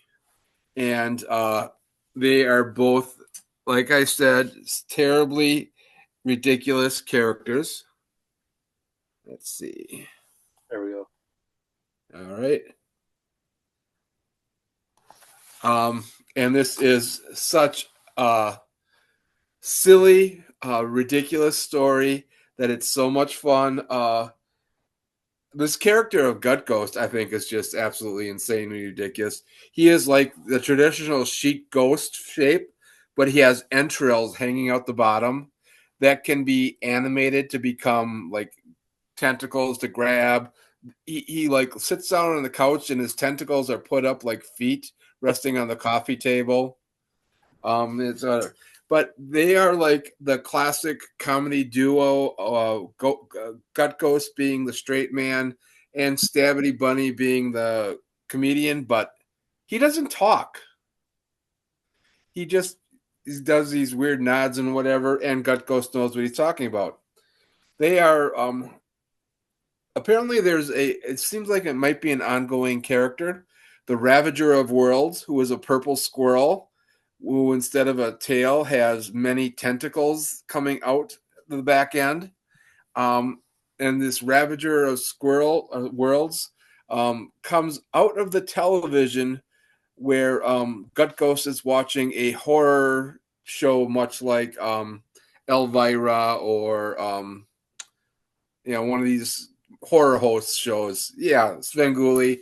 Yeah, very much like that. And then, but as he comes in, he and Rabbit Bunny are cause mayhem throughout the house. Excuse me. And then the squirrel tries to disappear back into the television, and the television blows up, and they have to go on a mission to get a new tube TV for the guy whose house they're using to watch this horror show in. And they go through all these things where they try to scam a pawn shop, and they go to a carnival and enter a hot dog eating contest. But instead of winning second place that would get them the TV they need, they end up winning first place, which gives them like free cable for life or something like that.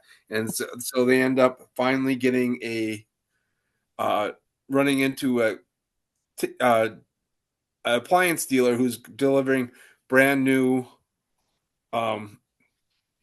flat screen TVs, and they think, well, maybe he'll like this one even better. So it like I said, it's just a ridiculous, set of circumstances that makes everything just so lighthearted and funny. But when you think about it, it's this rabbit who throws knives and pulls knives out of his wherever, and it just causes mayhem. And this ghost with guts hanging out the bottom, just getting into these silly scenarios. It's like I just loved it. Yeah.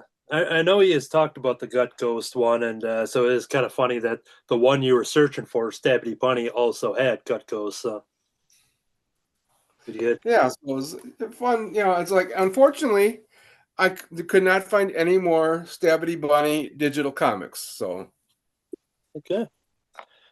All right, we are now going to cover another avenue of Kirby's interest with what Eric has. What you got? One thing I always remember about Kirby, he always seemed to like the horror comics. And I was looking for horror comics, and this one stuck out to me because, as we know, a lot of horror comics started with Tales from the Crypt, Tales from the Vault, things like that. And in the 80s, there was a movie that came out that kind of, was made in remembrance of them, Creepshow. And in the movie, there was usually someone known as maybe the Creeper. I'm not exactly sure, but he would, always make a reference to a comic book that really wasn't out. Well, now Image has released Creepshow, a comic book making reference to a movie that made reference to horror comics, which I found out is actually quite fitting. But yeah, like I said, Kirby, he always seemed to love the horror comics and had an appreciation for the old ones. And this one, I think they're made in modern times, but it definitely has the spirit of the old Tales of the Crypt. This is the trade paperback. There's some really funny stories. And, some of those horror stories back then taught a lesson, others didn't. Like first one, it's called Take One, where there's a big bowl of full-size candy bars on a trick-or-treat night. And, one boy was like, no, I don't want to take more than one, when his brothers are just trying to get him to take more. But they get him to take two, they empty the bowl, and then they find themselves chased by the malevolent spirit of the man whose house the bowl was at. And one kid tries to make it right by getting rid of the bar. But as we can see, this one is being very spoiler alerty because the stories are short, to the point. The kid never makes it right. So it says, take one means take one. So we learn about kids who are victims of their own greed. And I think the second story that I really liked is called Shingo, mostly because of how it goes. Basically, in this one, a woman is trying to find an entertainer for her daughter's birthday party. Her ex-husband was supposed to, but didn't manage to find it. So she's looking for a last-minute entertainer, and then she gets a card talking about Shingo, who loves kids, which is this weird little purple creature thingy. And a lot of the kids ask, well, what are you? Are you from the internet? He's like, no, Shingo come from a long time ago, back in the Middle Ages, which it turns out, actually, he was called Shingo the Ravener when the kids look it up. A monster that likes to eat children. So a lot of kids just seem to be disappearing while Shingo's entertaining. And then at the last minute, the ex-husband comes back bringing an entertainer to swoop in and become the guy who saves everything. So it's like the wonderful family dynamic of parents who weaponize their children. But this turns out not to work too well, because you see, Shingo, he likes the entertainer a lot.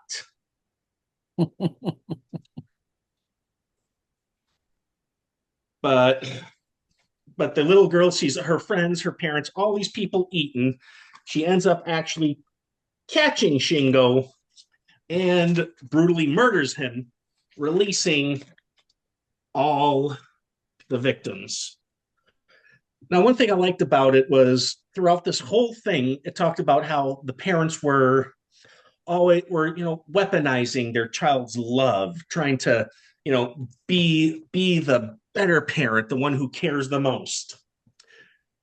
And in the end, her friend's like, "Good, you have your family back."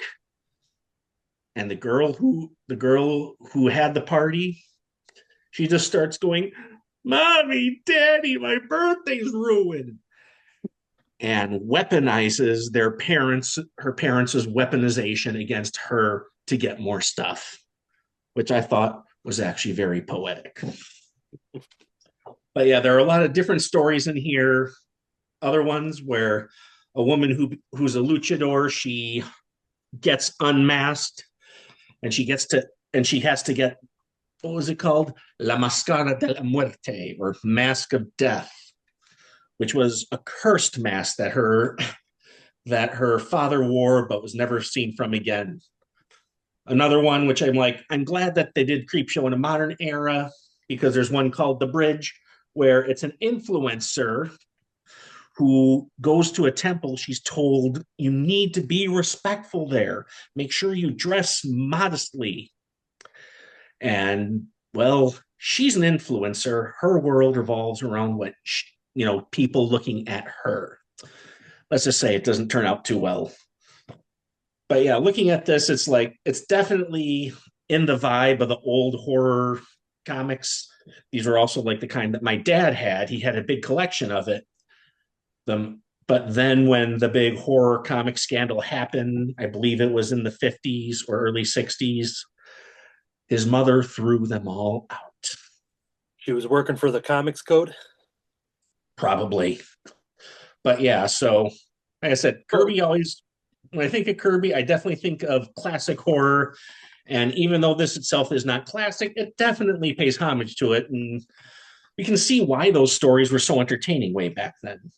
Is that a remake of is that like a renewal of, because I remember back in the 80s, I think I had a Creepshow comic that was like that. And they actually did a movie Creepshow, and the comic was just a representation of the movie. And I saw both the movie and read the comic.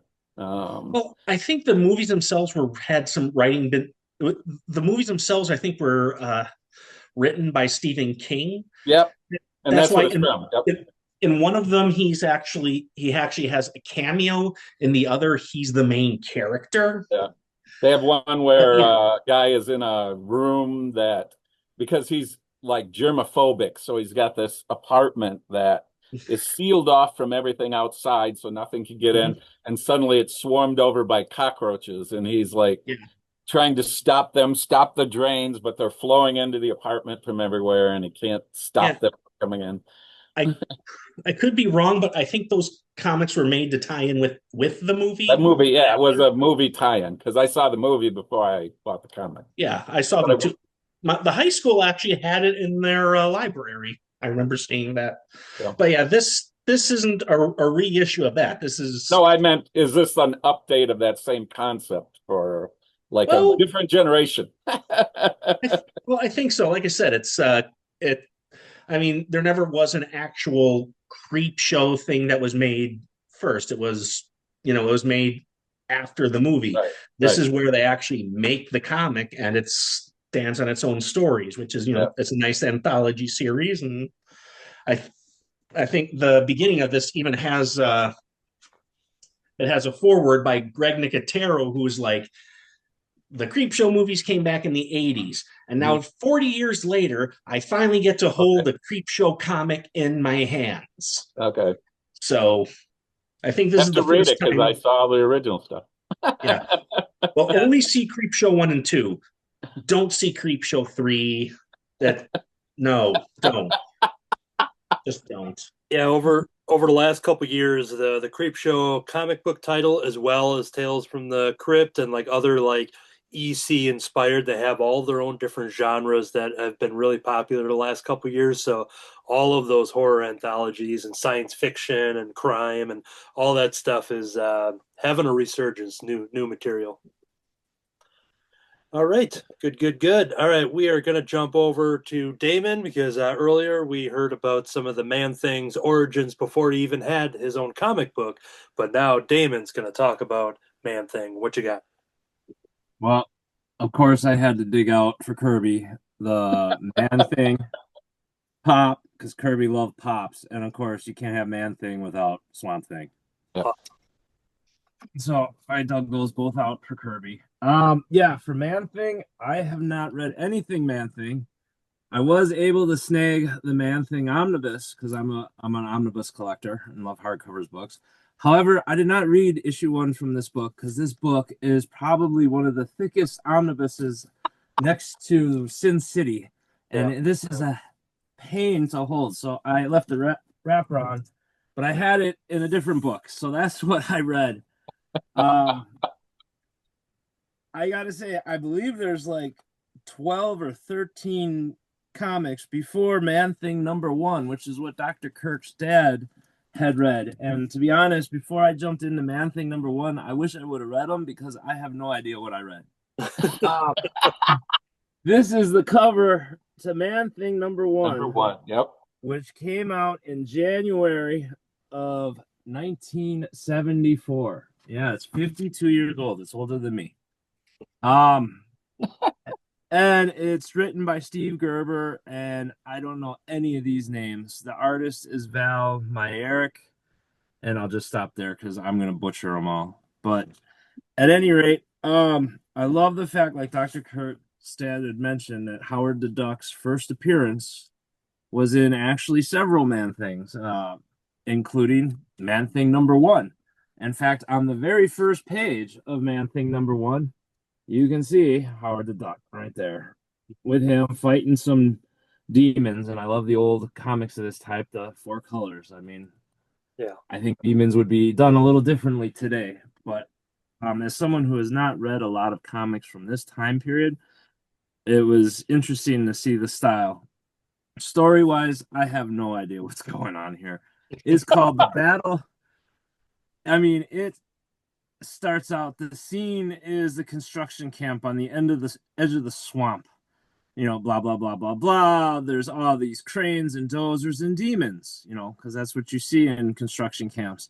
You know, and they're in the service of the mysterious Overmaster who seeks to rule the universe.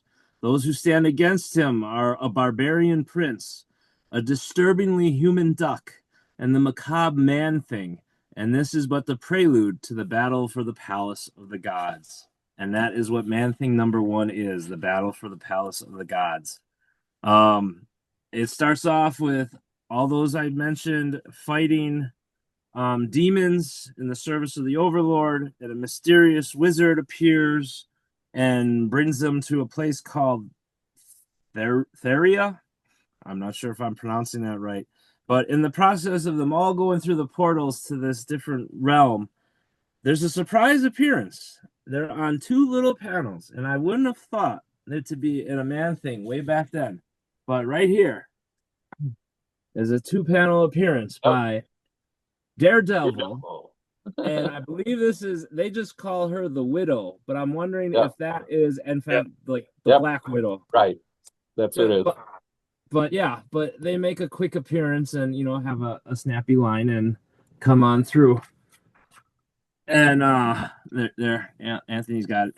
And it's an interesting story. Of course, on the next page, you get spoiler alert. Of course, how can you have a spoiler for a 52-year-old comic? People haven't read it. It's a spoiler. here's where Howard the Duck trips after they specifically say, watch your step, there's no coming back. He trips over a rock and falls to his death. Or does he? We'll find out later. But yeah, I tripped, I'm falling. I have a feeling I know the answer to that. Yes. Yes. But yeah, I know, like, from my personal experience, if I tripped and I was falling to my death, I don't think my last words would have been, I tripped, I'm falling. But we do have the comics code back then. But yeah, I love, like, the little notes, like in this page, as you can see on this side, it's you're supposed to turn the book sideways, but on the top right here is a little note that says, "Special note from Steve Gerber to our demon-proof readers. This page is supposed to be read sideways. Sideways, gang, or the Gerber curse strikes again." So they had to get a little note to get you to turn it this way so you can continue reading the story. Yep. I thought that was fun. Anyways, it was interesting to hear more about Man-Thing. I wish I knew more about the preludes. I wish I had read what Dr. Kurt's dad did. It might have explained a little more. But the one thing I did highlight, which I thought was, I know nothing about Man-Thing, was, and Dr. Kurt's dad touched on it, I saved this part. He's fighting two men, he's going more evil, more pain, and now something worse, fear. Fear is the single emotion that Man-Thing loathes. On sensing it, he loses all control, reaches out, lays his hands heavy on its source, and the results are most horrifying. For whatever knows fear burns at Man-Thing's touch. Yep. And I'm like, ooh, that sounds interesting. And I might have to read on and see what this all is about and read more about the character. Well, Anthony's a big expert on Man-Thing. Did they ever tell you why fear is this emotion that, for some reason, Man-Thing is just got? My best guess is that if they ever described it, it would have been in probably a more modern comic of somebody like realizing that and maybe like, hey, let's come up with an origin on it. But there's nothing that pops to my mind. Yeah. But I'll be thinking about it as I read more. But yeah, it you was let always us know if you find anything. Yeah. Yeah, we'll find out. Yeah, I mean, it's an interesting story. It's a big battle. In the end, spoiler alert, they save the day. And all it takes is a touch. A touch from Man-Thing on the dog's head. I'm not going to tell you what the dog represents, but that and poof, everybody goes back to their own realm, and the day is over. The barbarian is back on his planet. The wizards are back in their realm. Howard the Duck, unfortunately, is dead. Maybe. And that is the end of Man-Thing #1. And then from there, he has his giant size and then a continuing series. Yeah, it was interesting to read. If you try to pick this up without reading the previous material, I think you're going to be lost. I had to do a lot of think I know what's going on, but it seemed like an interesting story. I think before I continue, I'm going to read, the trade, what Dr. Kurt's dad read, and then continue from here and go forward. Yeah, because you'd find out that the swamp is really the nexus to all these other universes, and that's how Swamp Thing gets sucked into it. That would have been, critical need to know information. That's right. I read this one. But it's an interesting premise, an interesting character. I know I've been always on the Swamp Thing side, and it was because of Kirby and Anthony, actually, that I wanted to venture into the Man-Thing side of everything. And so this was my first taste of that character, and it should be interesting to see where it goes from here. Cool. All right, we have another pre-recorded review from our friend Kevin Wolf. Kevin? Yeah, I got a new comic. It just came out just recently. It's called Holy Brawl from Keen Spot. This is issue #1. And the art style is what attracted me to it. It has this really nice graphic style art. And Kirby loves, as you know, monster stories. And this is another sort of monster tale that I think he would have been interested in and enjoyed. And the art style. The art style is very reminiscent of Troy Dongara's art style, but in a very more simplified way. I don't know if you know Michael Oeming, his art style. Very similar and reminiscent of that, but there's just these really fun, huge splash pages. And the story, it's a real basic story so far. There's a girl that has lost her father that's become rebellious and also possessed by a demon. And it's in Germany, of all places, which was interesting because of my German background studies. But they called this father to come and help with the demon possession and exorcism. So just these really fun, big splash pages. He's coming into the room where the girl, and here's her name is Lily. She's been in bed for 4 days. She's sleeping, not eating and stuff. And at the sight of this new big priest that has come in, she awakes and becomes red and stuff. So they have this interaction. There's a lot of little, what are they called? They're Easter eggs. Sorry, I'm blanking on that term. Easter eggs as far as posters and little names on the wall and stuff. So fun little details to look at. And then she starts coming alive and levitating. They try and get the demon out of her. I won't show all of it, but just really fun graphic style. And then here is the picture of her, sort of demon, I guess. And then they battle. And then the last page is what really grabbed me. And if you don't want to see a spoiler, maybe, I don't know, look away for a second. But, and I won't show you how he tries to get rid of the demon either. But the very last page, he ends up here in hell, basically. So he's going on a journey through hell to try and find Lily and bring her back and stuff like that. And I love depictions of heaven and hell, the creativity, the fantasy of it all, and just beautiful colors, the composition and stuff. And so Kirby, I think, would have really enjoyed this series. It's a short read, but a bit more modern too. So anyways, I thought that would be a fun one if he would have enjoyed reading that one too. Yeah, I'll have to check that out if I don't already have it on order. So, yeah. All right, thank you, Kevin. Now I am going to basically put a pause on my reviews or swap it out with something that Kirby would always do on his channel under the Cowl of MS. If you're unfamiliar with that, definitely go check that out because there's just hours upon hours of material on there.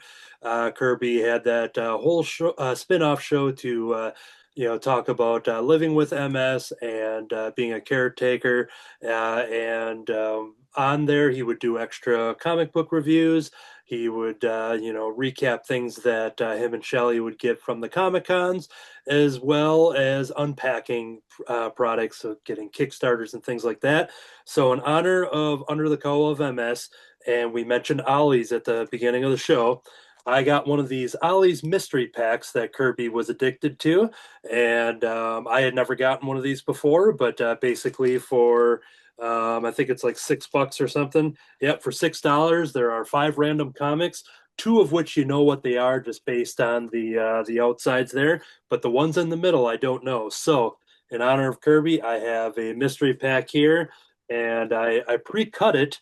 Something that he would always joke that he should be doing because he would always see all the footage of him, cutting the boxes open and ripping the tape off, and always saying he's like, yeah, I should just do this ahead of time. So there we go. I did it ahead of time. Here we go. Mystery unpacking. The first one I knew anyways was Flash number 80. It's a Mark Waid and Waringo comic. So yeah, that's definitely a nice shiny cover there. I'll go with another one that I knew. I've been recently getting into Gru the Wanderer, a whole series that I haven't really read, but now I've been scooping up issues. So this was issue number 37 that was in here, and the rest are a mystery. I'm looking at them now. All right, we have a Green Lantern comic, issue number 55. Ooh, it's Ron Mars is the writer. He did a lot of Silver Surfer comics. Well, normally I'm not a Green Lantern fan at all, but now I see Ron Mars on there, and that intrigues me a little more. So yeah, there we go. A Green Lantern comic. Here is one. Hour. Yeah. I'm not familiar with 0 Hour at all, but yeah. This one I know I do have. Kitty Pryde and Wolverine, issue number 4, an awesome mini series there. But I may only have that in a trade paperback, so maybe I don't have that in single issue. So there we go. I've got that one. And oh, look at this. The Punisher 2099. Eric, is the Punisher 2099 something you dabbled with, or is that in the Frankencastle territory? No, I was interested in it. I liked it until the end when this guy's named Jake Gallows. Near the end of his run, he goes completely insane and even starts killing people who think bad thoughts. So, yeah. But it's interesting. I mean, it's Punisher 2099, so it's not Frank Castle. That makes it okay. There we go. Yeah, we got a couple books with some Wolverine. I know Kirby would have loved that. He probably would have said the Green Lantern. He'll read it, but it'll go in the resell pile. That's something he probably would have mentioned. But yeah, there we go. That was my first Ollie's mystery pack in honor of Kirby. So I have some brand new comics to read thanks to Ollie's mystery packs. But once again, check out Under the Cowl of MS to look at his back catalog of just so much content, so many reviews, so many videos, and so many stories and everything. So if you only knew him through the Crimson Cowl Comic Club and wanted to learn more, definitely check out Under the Cowl of MS over on YouTube. So there we go. A live unpacking in honor of Kirby. All right, let's jump over to David. What you got? All right. Well, this next one, just a little setup here. Kirby did like to give me some crap about my Superman reviews, Superman, X-Men, some things that I would read a lot of that I would then often review something based on them. So I found a little loophole here, pulling a Superman comic out of Kirby's own collection, and this is something that Kirby has reviewed before. Although the only one that I've found so far is book 3 here of Superman Space Age. So I had to jump in at the third and final issue of this 3-part story. And this is done by Mark Russell was the writer. Michael Spike Allred was the artist, with Laura Allred as the colorist. Dave Sharp, letterer. Jillian Grant, assistant editor. Brittany Holzer, editor. Paul Kaminsky, group editor. There's a lot of editing going on in this book here. So I did not have as easy a time as I did with the Silver Sable book in being able to jump into this. This took me a little bit of work as I was reading to kind of figure out what was going on and piecing some things together, which was still fine. I found that in itself a little bit interesting, just trying to okay, what's going on here? What's the deal? What's the story behind this? This is in a way kind of a companion to Crisis on Infinite Earths. And this is dealing with the Anti-Monitor destroying the multiverse. So here we have, at least in this issue, a couple different worlds that are involved in this story. And in one world, Superman seems to be the only being left on the planet. It's been wiped out through some sort of disaster, probably of human design. And then there's this other world where Superman and the Justice League are aware that it is inevitable that the Anti-Monitor is going to destroy their world. And they believe that there's really nothing that can stop this, even though they continue to try and continue to fight, and even when it's happening, when there's really no hope left, they still fight against it. And Superman is coming up with a plan in a way to save his world when there is really nothing but the tiniest little sliver of hope left to save it. And so that's what this issue is about. And I don't know what the issues previously were. I'm sure that has something to do with it, because some of the characters and everything in this book mention that. But we start kind of off with a Superman who's all alone. That's the version who is um, the only one remaining. His world is chosen by Brainiac or Brainiacs to be the world in which they make their stand against the Anti-Monitor.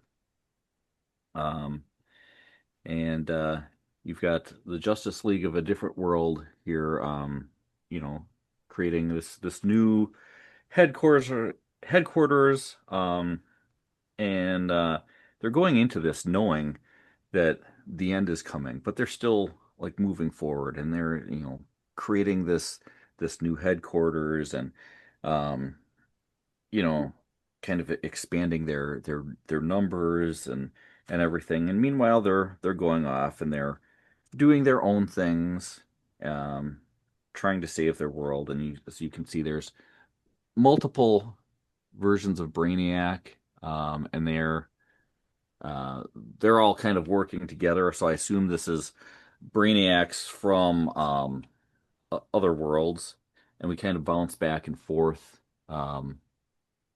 between between worlds, and it goes through time, and it does tell you, when these take place, what universe you're in.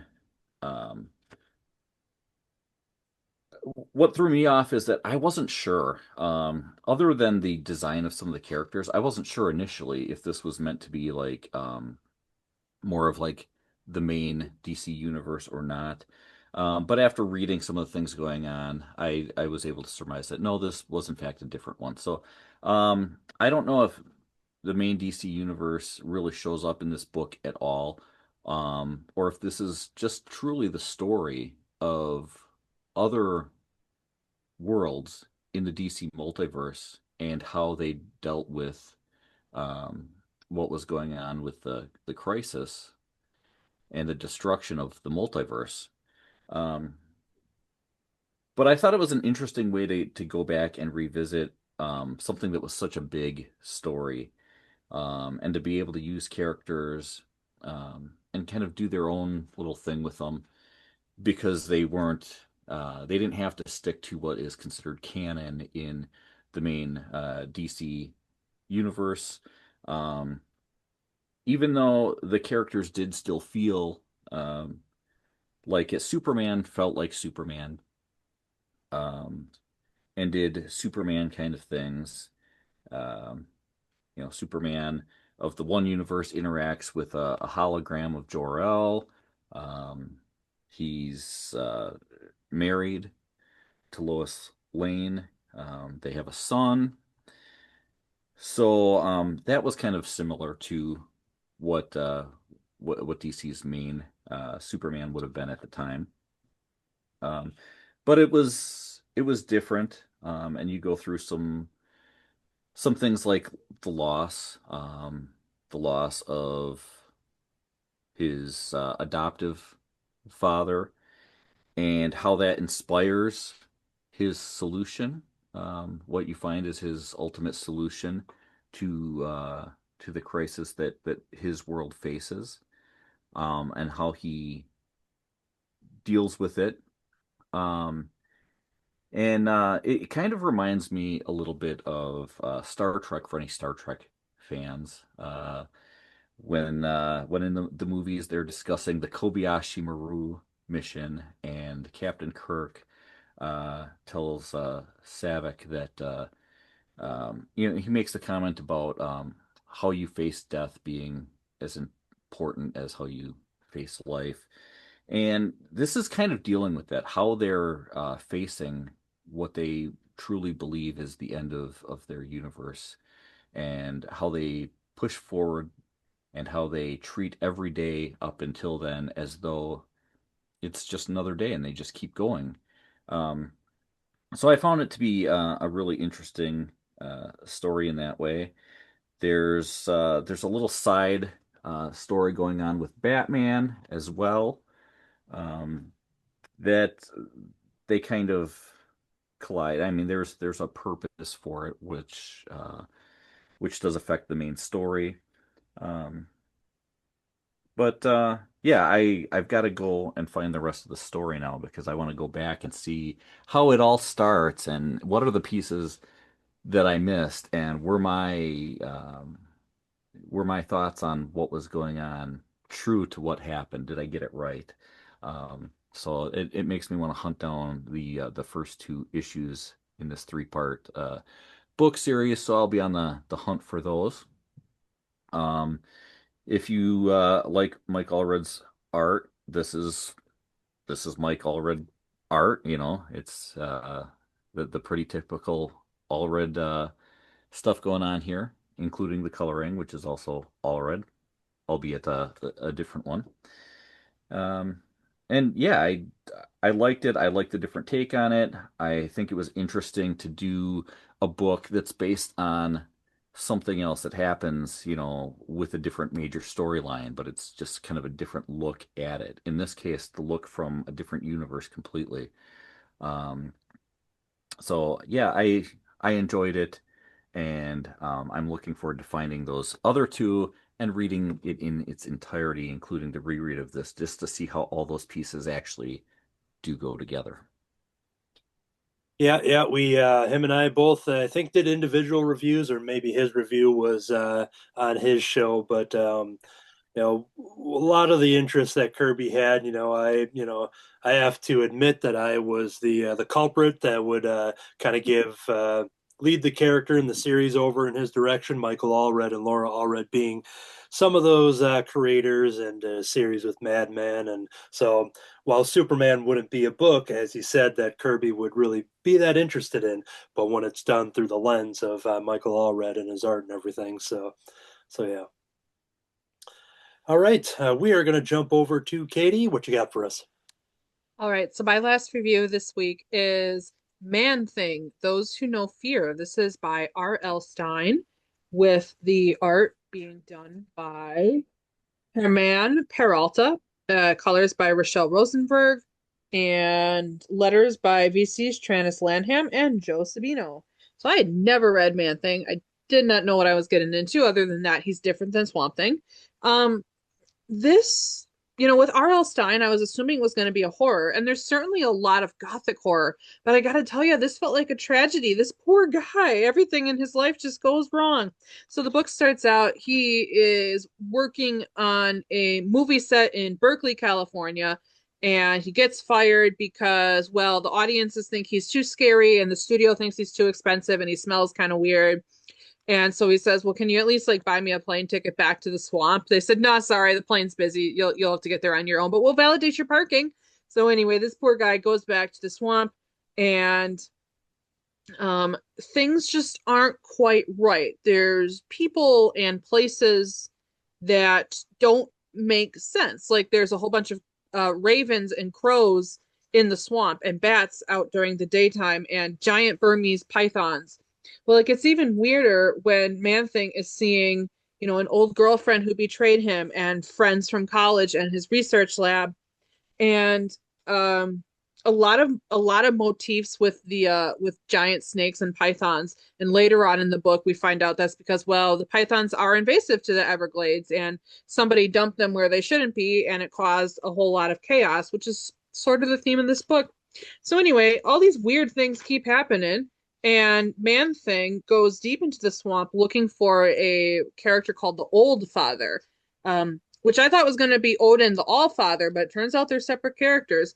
Well, the Old Father's not in his cave, and Man-Thing goes deep into the cave and sees this spooky door, which he calls the doorway to the nexus of all realities, has been left open, and these energetic spirits and whatnot are seeping through this nexus and literally through this door into the swamp. And that's explaining all the weird things that we're seeing. Meanwhile, Man-Thing realizes, well, he has to find the Old Father and tell him what's going on so that he can fix it. And he runs into a lot of bad guys throughout the swamp, but he ends up going through the cavern, which this part of the book gets super trippy. He's seeing all different versions of himself, when he was human, when he was a baby, when he, far into the future, and he's atoms out among the universe. And he gets deposited by the doorway into a gladiator battle on another planet where they apparently have Netflix and like iPhones and Blackberries and stuff because she references that. She's like, "Oh, this is way more fun than Netflix. Let me take a selfie." And the old father has been captured and is the bait in this gladiator battle. And Man Thing, almost called him Swamp Thing, Man Thing is trying to rescue him, but his the universe keeps messing with him. One moment he's super big, and one moment he's really small, and then he's like, okay, for once, let me turn into Man Thing. Well, he didn't specify, and now he's super tiny, and he's just having a really, really tough time. He's trying to bargain for the old father, and the people just aren't having it. Well, unfortunately, he loses, and the old father is uh, executed by some of the guards in the arena to raucous cheers from the crowd. And Man Thing thinks it's all over, and he is seeing a vision of an old girlfriend that turns into a giant python that's trying to strangle him. And he rips the python in half, goes to bargain with the leader of this gladiator arena, who sends him to go and talk to this guy who's called the Eye. And he's this ogre-looking fellow with a giant eye that can see everything throughout all realities, and determines that the only way to set things right is for Man Thing to be the one who issues the sentence on the old father. But it turns out that actually it's okay, because the old father, because he's magic and stuff, I guess, his head can function separate from his body. So now they're trying to get him back to his body, which has been taken to another universe. And it looks like things are going to be okay. The old father, says some magic words, and he opens I guess basically a wormhole in space, and says, "Hey, great news! Like, we can go anywhere we want. Bad news is we have no control over if we get there or not." And the old father picks out of the two beacons of light, the old father picks the correct one, and poor Man Thing goes, "Well, I'll just follow him. I'll follow the way that he went." And he ends up in another universe, in a suburban neighborhood full of creatures that look like man things.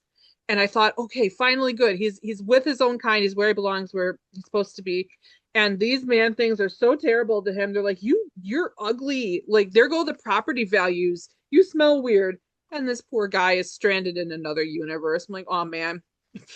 prayers for Man Thing. He's trying so hard and he just can't get it right. All he wanted to do is just go back to his swamp.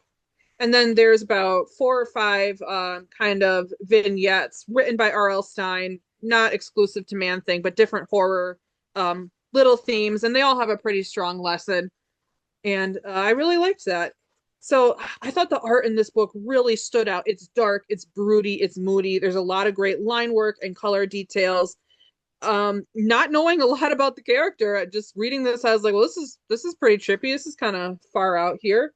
So, but it works as a self-contained story, and I think maybe in the future I'd read more Man Thing, but I'd probably need a Wikipedia breakdown on a little bit more about this character. But I liked it. I'm glad that I picked up R.L. Stine's Man Thing, Those Who Know Fear. Check it out. It's different than a lot of the other books that I've read, but I think it's a good one. That's good. Yeah, Kirby's inspiring us to read things we haven't read before, and so it's good to see that. Mm-hmm. We started off the show talking about some bloody sharks and violence and stuff like that, but now we're going to get into some more family-friendly sharks. Dr. Kurtzstad, what you got? Yep. Yeah, and as you were saying, Kirby did get us to read things that we wouldn't normally have picked up. I mean, I tend to be geared toward superheroes and also toward things like Man Thing, Dracula, which is more classic sort of horror story. But one of the things that was really impressive about Kirby is his breadth. At one end, he's reading the vampire story, like Jim talked about. At the other end, he's reading Beetle Bailey. And what I want to talk about, Jeff the Land Shark. I love Jeff in other comics, but I never really read Jeff the Land Shark comics. So for this, I thought I'd take a look at a few of the Jeff the Land Shark comics. The first one I looked at there were no words in the comic at all. It was just pictures. It was meant for kids. The very first story in it was I forget what the teenage Hawkeye's alter ego was, but she's thinking about going on a trip, and she shows Man-Thing the place that she's going, and then she has like a little thought bubble that shows him in a cage, that he's going to have to be in a cage when she goes, and then he has a thought bubble that crosses that out and instead has her in a cage. And by the end of that particular story, they're both in a cage being sent off on whatever trip this is. You had little things like that that were great. But the one I really got caught up in, as I just enjoyed it a lot, is Jeff and the Infinity Paws. Which includes, as they say at the beginning, Jeff and Marvel's best friends.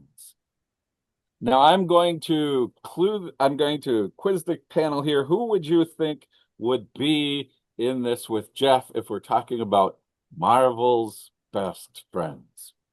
Are we talking about Throg? Do we have Lucky the Pizza Dog? Yes, which is one I didn't expect because I didn't think about the pizza dog. Yes, Lucky's in there. Throg's in there. Yeah, is Lockheed the Dragon? Lockheed's in there. Yep. Oh yeah. Do we have Lockjaw? Is he in that one? Yeah, Lockjaw.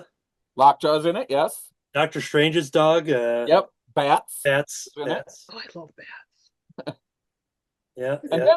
And then a bunch I didn't really. Oh, an alligator Loki. Did somebody say that? That's in there too. Of course. But the ones I didn't think about were Chewie. Cat. Yeah, I should have thought of that. Not a cat, actually. Yeah. Flurkle. The Flurkin. Yeah. Flurkin. Yep, the Flurkin. Leo, the Black Widow's cat. Alpine, the Winter Soldier's cat. Cole, the Ghost Rider's cat. Cosmo, the space dog. Of course, that was one we should think about. Dr. Shapiro, Iron Man's cat. Yeah. Hippie Toe, of course, is included within it. Figaro, Oliver, and Lucifer, Rogue and Gambit's three cats. And Lupin, Raffles, Irene, and Simon, the Black Cat's cats. Are all part of this story.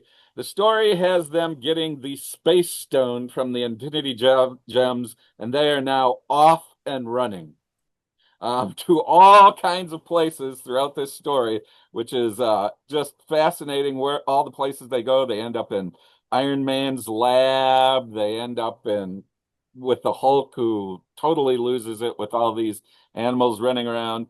But the funniest part for me was they end up on the Grand Master's planet.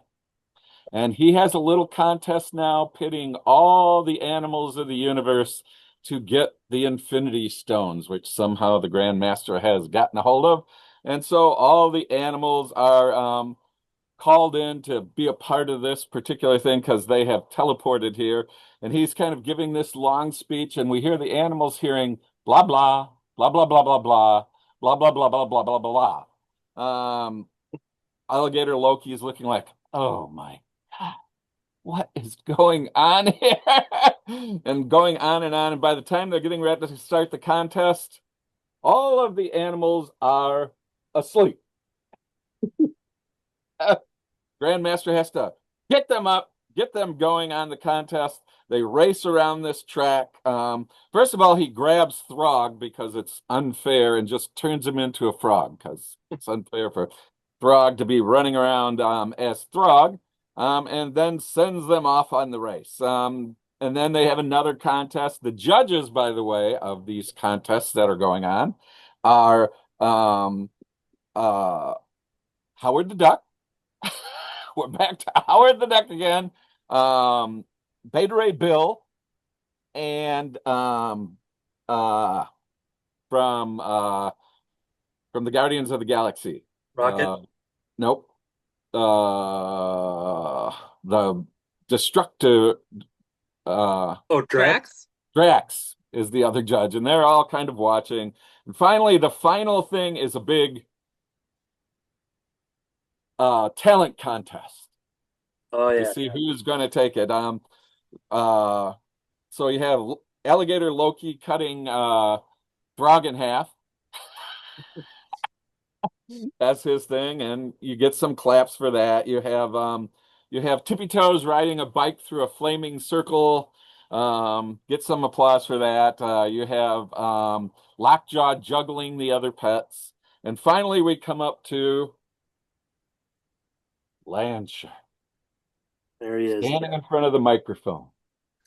That's right. And everybody's looking on, and then we get la la la la la la la la la la la la la la la la, and the crowd goes wild. This is the winning act, though. At the time, all this is going on, Landshark has slipped off and grabbed the other Infinity Stones, and they take off with him. So this is just a mad chase through this entire story. I didn't know what I was going to expect when I originally opened up, but it was just, I think, great fun. The Landshark comics are really kid-friendly comics. Even this one, which had more words than most, would be pretty kid-friendly. I think it's just a great thing, and I'm glad Kirby helped me see there are some comics that are less serious that can be a lot of fun. Agreed. Good. Just checking if you had to go at all or if you're sticking Yes, around. I need to take off. So thanks a lot, everybody. Thank you for joining us here, and we'll see you next time. All right. All right. As I move the windows back around, we are jumping over to Jim. What's your last review here? My last one is a character that Kirby had talked about several times. I particularly remember him talking about it in relation to a Teenage Mutant Ninja Turtle book that he read and talked about. But this character is never one that actually appealed to me. But because of this, I did pick up book 1 of Usagi. Oh boy, Yojimbo, and was gonna check it out, and I really liked this story. I didn't think I thought it'd be cute, a cute, funny story.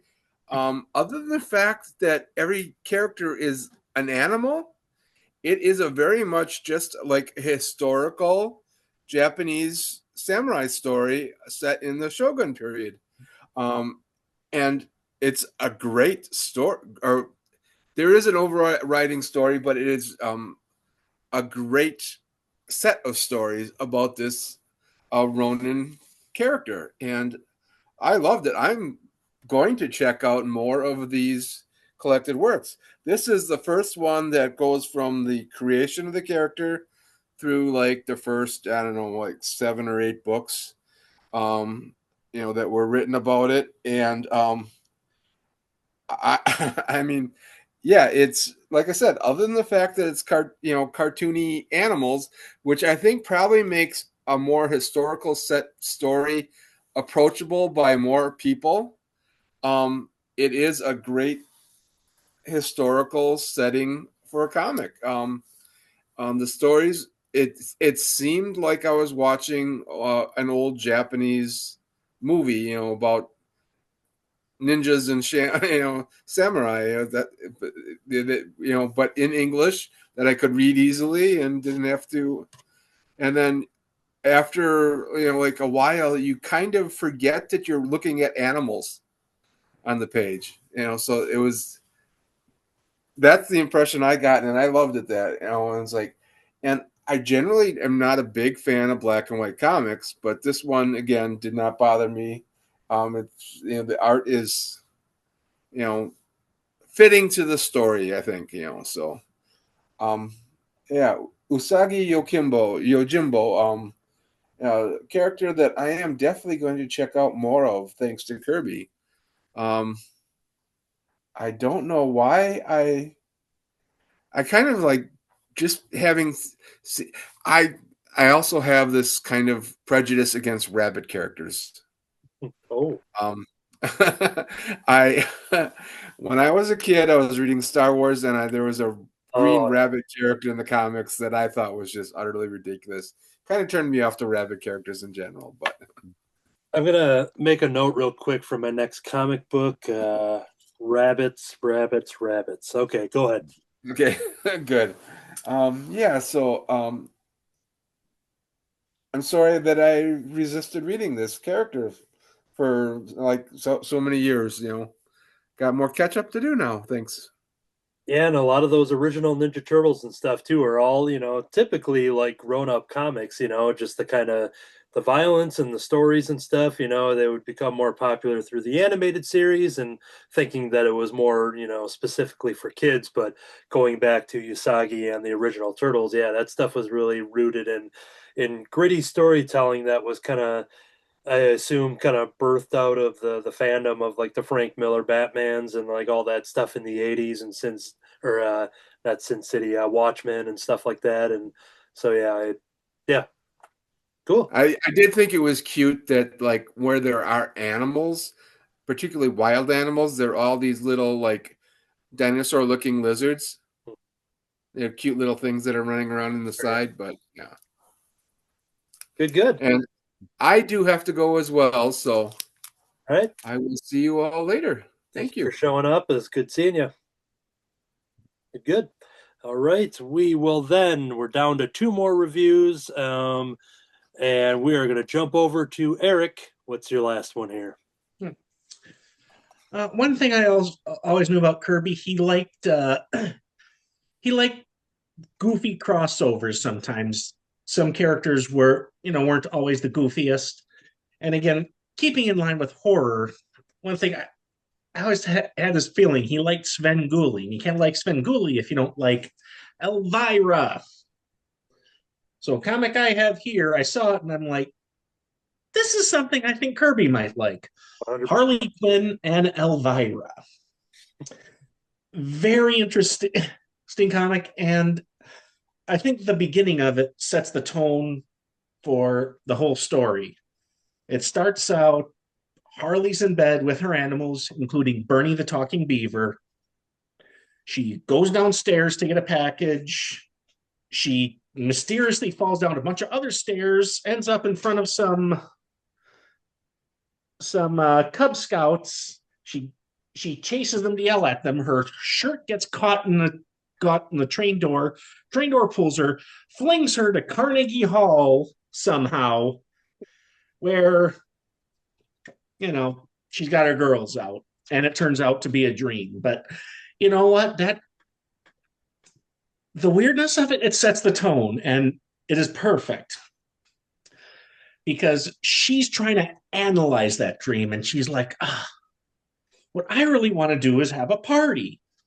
And like a really big Halloween party, and then she sees Elvira. And we find out Elvira has problems of her own because her studio just got bought out, and they don't want to have her show where she's riffing on terrible B movies anymore. So meanwhile, Harley, she's trying to plan this party, trying to figure out how to find Elvira. But as she's running around town, she spots Elvira on the way to the person who bought out her studio. She meets Elvira, decides to say, hey, I can help you. And how does Harley help people? With violence. And sends the producer into the neighbor's jacuzzi. That's where Harley pitches the idea of, hey, we should have a party. And then issue 2, it just keeps on going. It's and all the time there are these terrible raunchy innuendo jokes, and a lot of horror lot of horror movie references, and even a couple though Elvira makes comic book references, and she's like, "What? They can't all be horror references," which is, it's perfect. But Harley, she offers to pay Elvira a good portion of money. Problem is, she doesn't have any. So they decide to go on a job, and Harley, she just none of this seems to be taken seriously, which is perfect because it's a crossover that's not really meant to be taken seriously. And the character of Elvira, she's haunted, but she's also incredibly raunchy and displays a libido, but always has to try to make it in veiled jokes, which is actually, it's kind of funny. If you ever seen the old Elvira movies, and a lot of people and I think episode or issue 3, the cover, they end up running into Power Girl, and the expression she has, I can't help but think if that's exactly how someone would look if they picked this up hoping for a serious comic. Yeah. I mean, the thing is, just like Elvira in the comics, she's self-aware that she's in the comic. The whole thing, it realizes this isn't supposed to be serious. This is supposed to be funny. You're supposed to laugh. And, I originally just got these 3 issues, just for the review, but, reading it, I can definitely have an appreciation where, you take maybe characters somewhat serious like Harley Quinn, stick her with Elvira. It's just a comic where you can have a lot of fun with. And of course, after reading, the first 3, I had to, say, all right, I need this on my pull list, please. And she's like, okay, this is not typical of what I've had on my pull list so far. But, I think there's like only 3 issues left. I want to see how it turns out, if she gets her party, or if her and Elvira just keep on having more wacky misadventures. Personally, if this were to become an ongoing series, I probably would get it just because it's fun. Yeah. So yeah, that was a good pairing, those two. Was that an innuendo? I'm pretty sure Elvira would find one there. Hey, I just say what I say. I know, unfortunately. So, yeah, I'm glad you brought that, because not only Elvira, but as well as Harley Quinn, once again, checking off some more boxes of characters that Kirby enjoyed. So, good. And now we have one final review left, and we're going back to a character that probably had most of the spotlight here. So we're going to learn a little more about Howard the Duck. Damon? The last showcase, the Kirby showcase I have before my review, another thing that Kirby and I had in common was the love for cheesy B movies. And I know Kirby was really into Trauma. And so in honor of him, I busted out my Toxic Avenger original 4K collection. Yeah. And the 4K remake. Oddly enough, weird story for what it's worth. I've been waiting for a sale to pick this up, and it actually went on sale shortly after Kirby passed, and that's what got me to pull the trigger and buy it. So I kind of feel like this was his farewell gift to me. I know that sounds corny.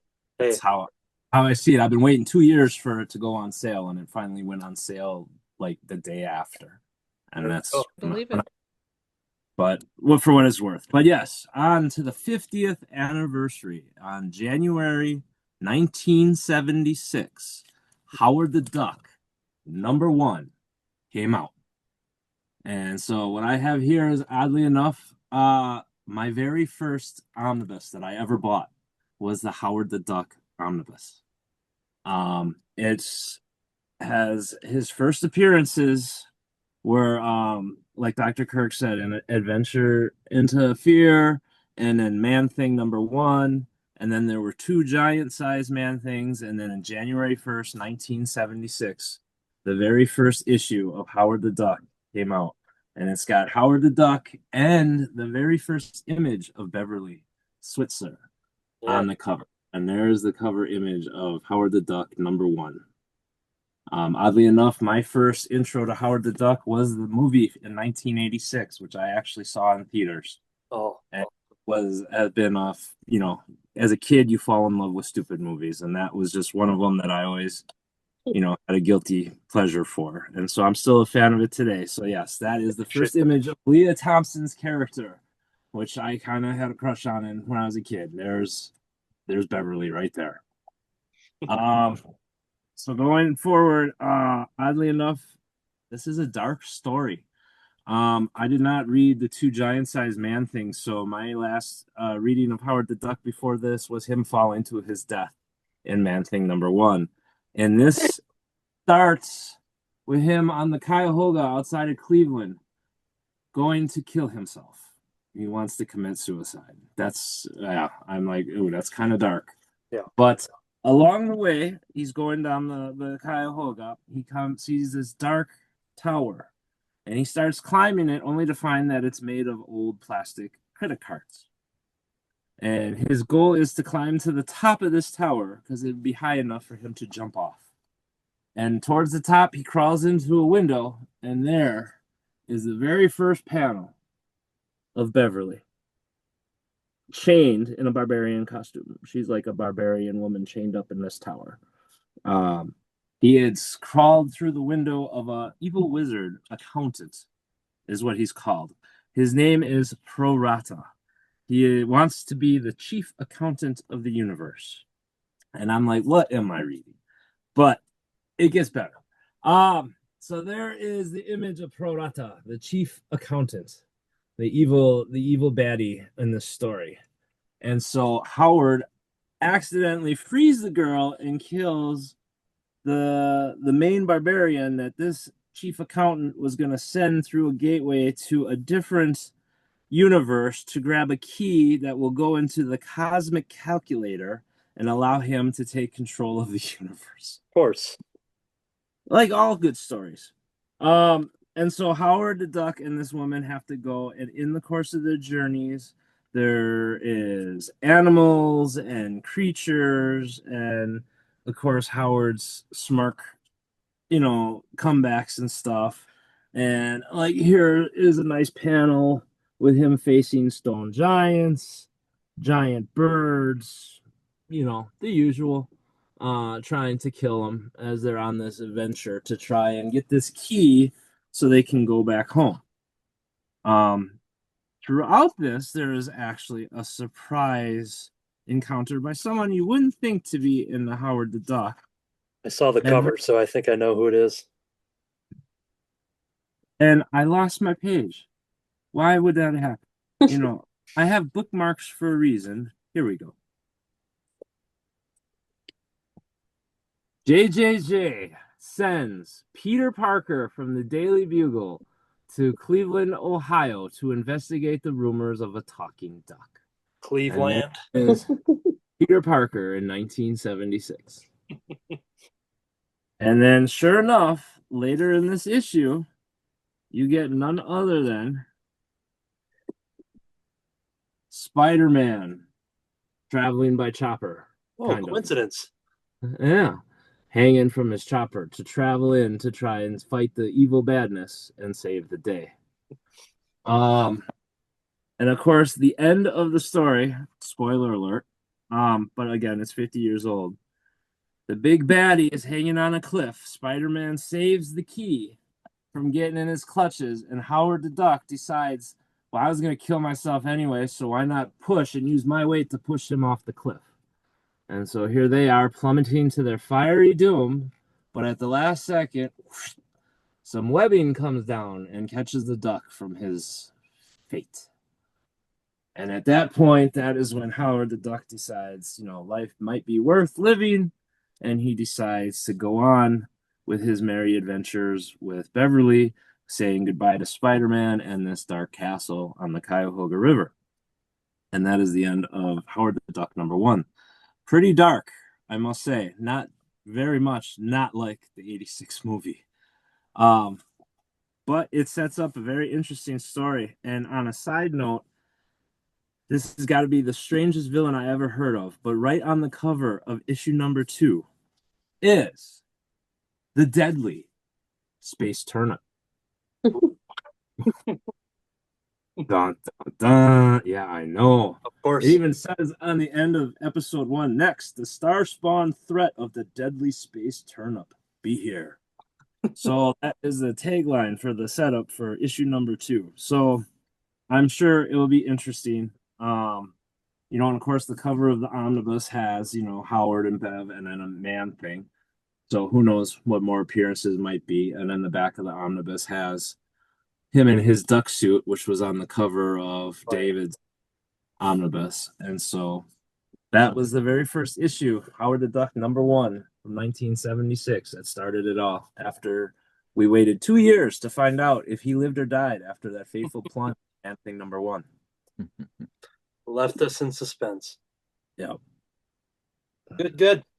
And we didn't have a third one from Kevin Wolf at all, so that will conclude these weekly reviews, the Kirby inspired, the Kirby curated ones. Once again, we encourage people to check out the companion episode of Under the Cowl, the Kirby Tribute Special, to hear stories about our friend. Definitely subscribe to Under the Cowl of MS. So many hours upon hours of stuff to check out. But yeah, all that stuff is out there, so people can learn more about what Kirby meant to us and everything like that. The club won't be the same. He's a very important part of the show.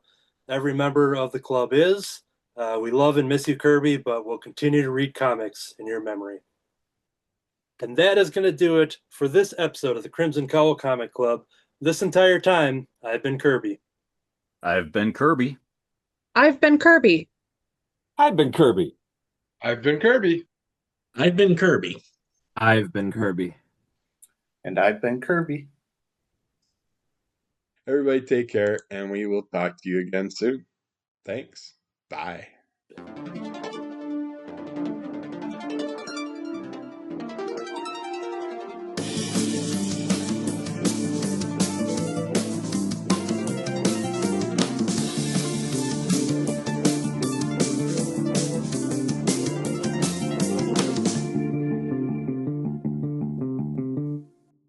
Slimer. Okay. I'll probably duck out after my first review. For your checking on the kid, you're saying? Yeah. I mean, I'll come back. Just wanted to make sure because you threw a curveball there. Okay. Okay. Or, here- should we call it a curb ball Yes. in this case? Yes, there you go. I'm sorry. Curveball. Oh, I shouldn't have taken that on an empty stomach. You would have loved that. Things have gotten bad when Eric's thrown out puns. Yeah. Oh, dear.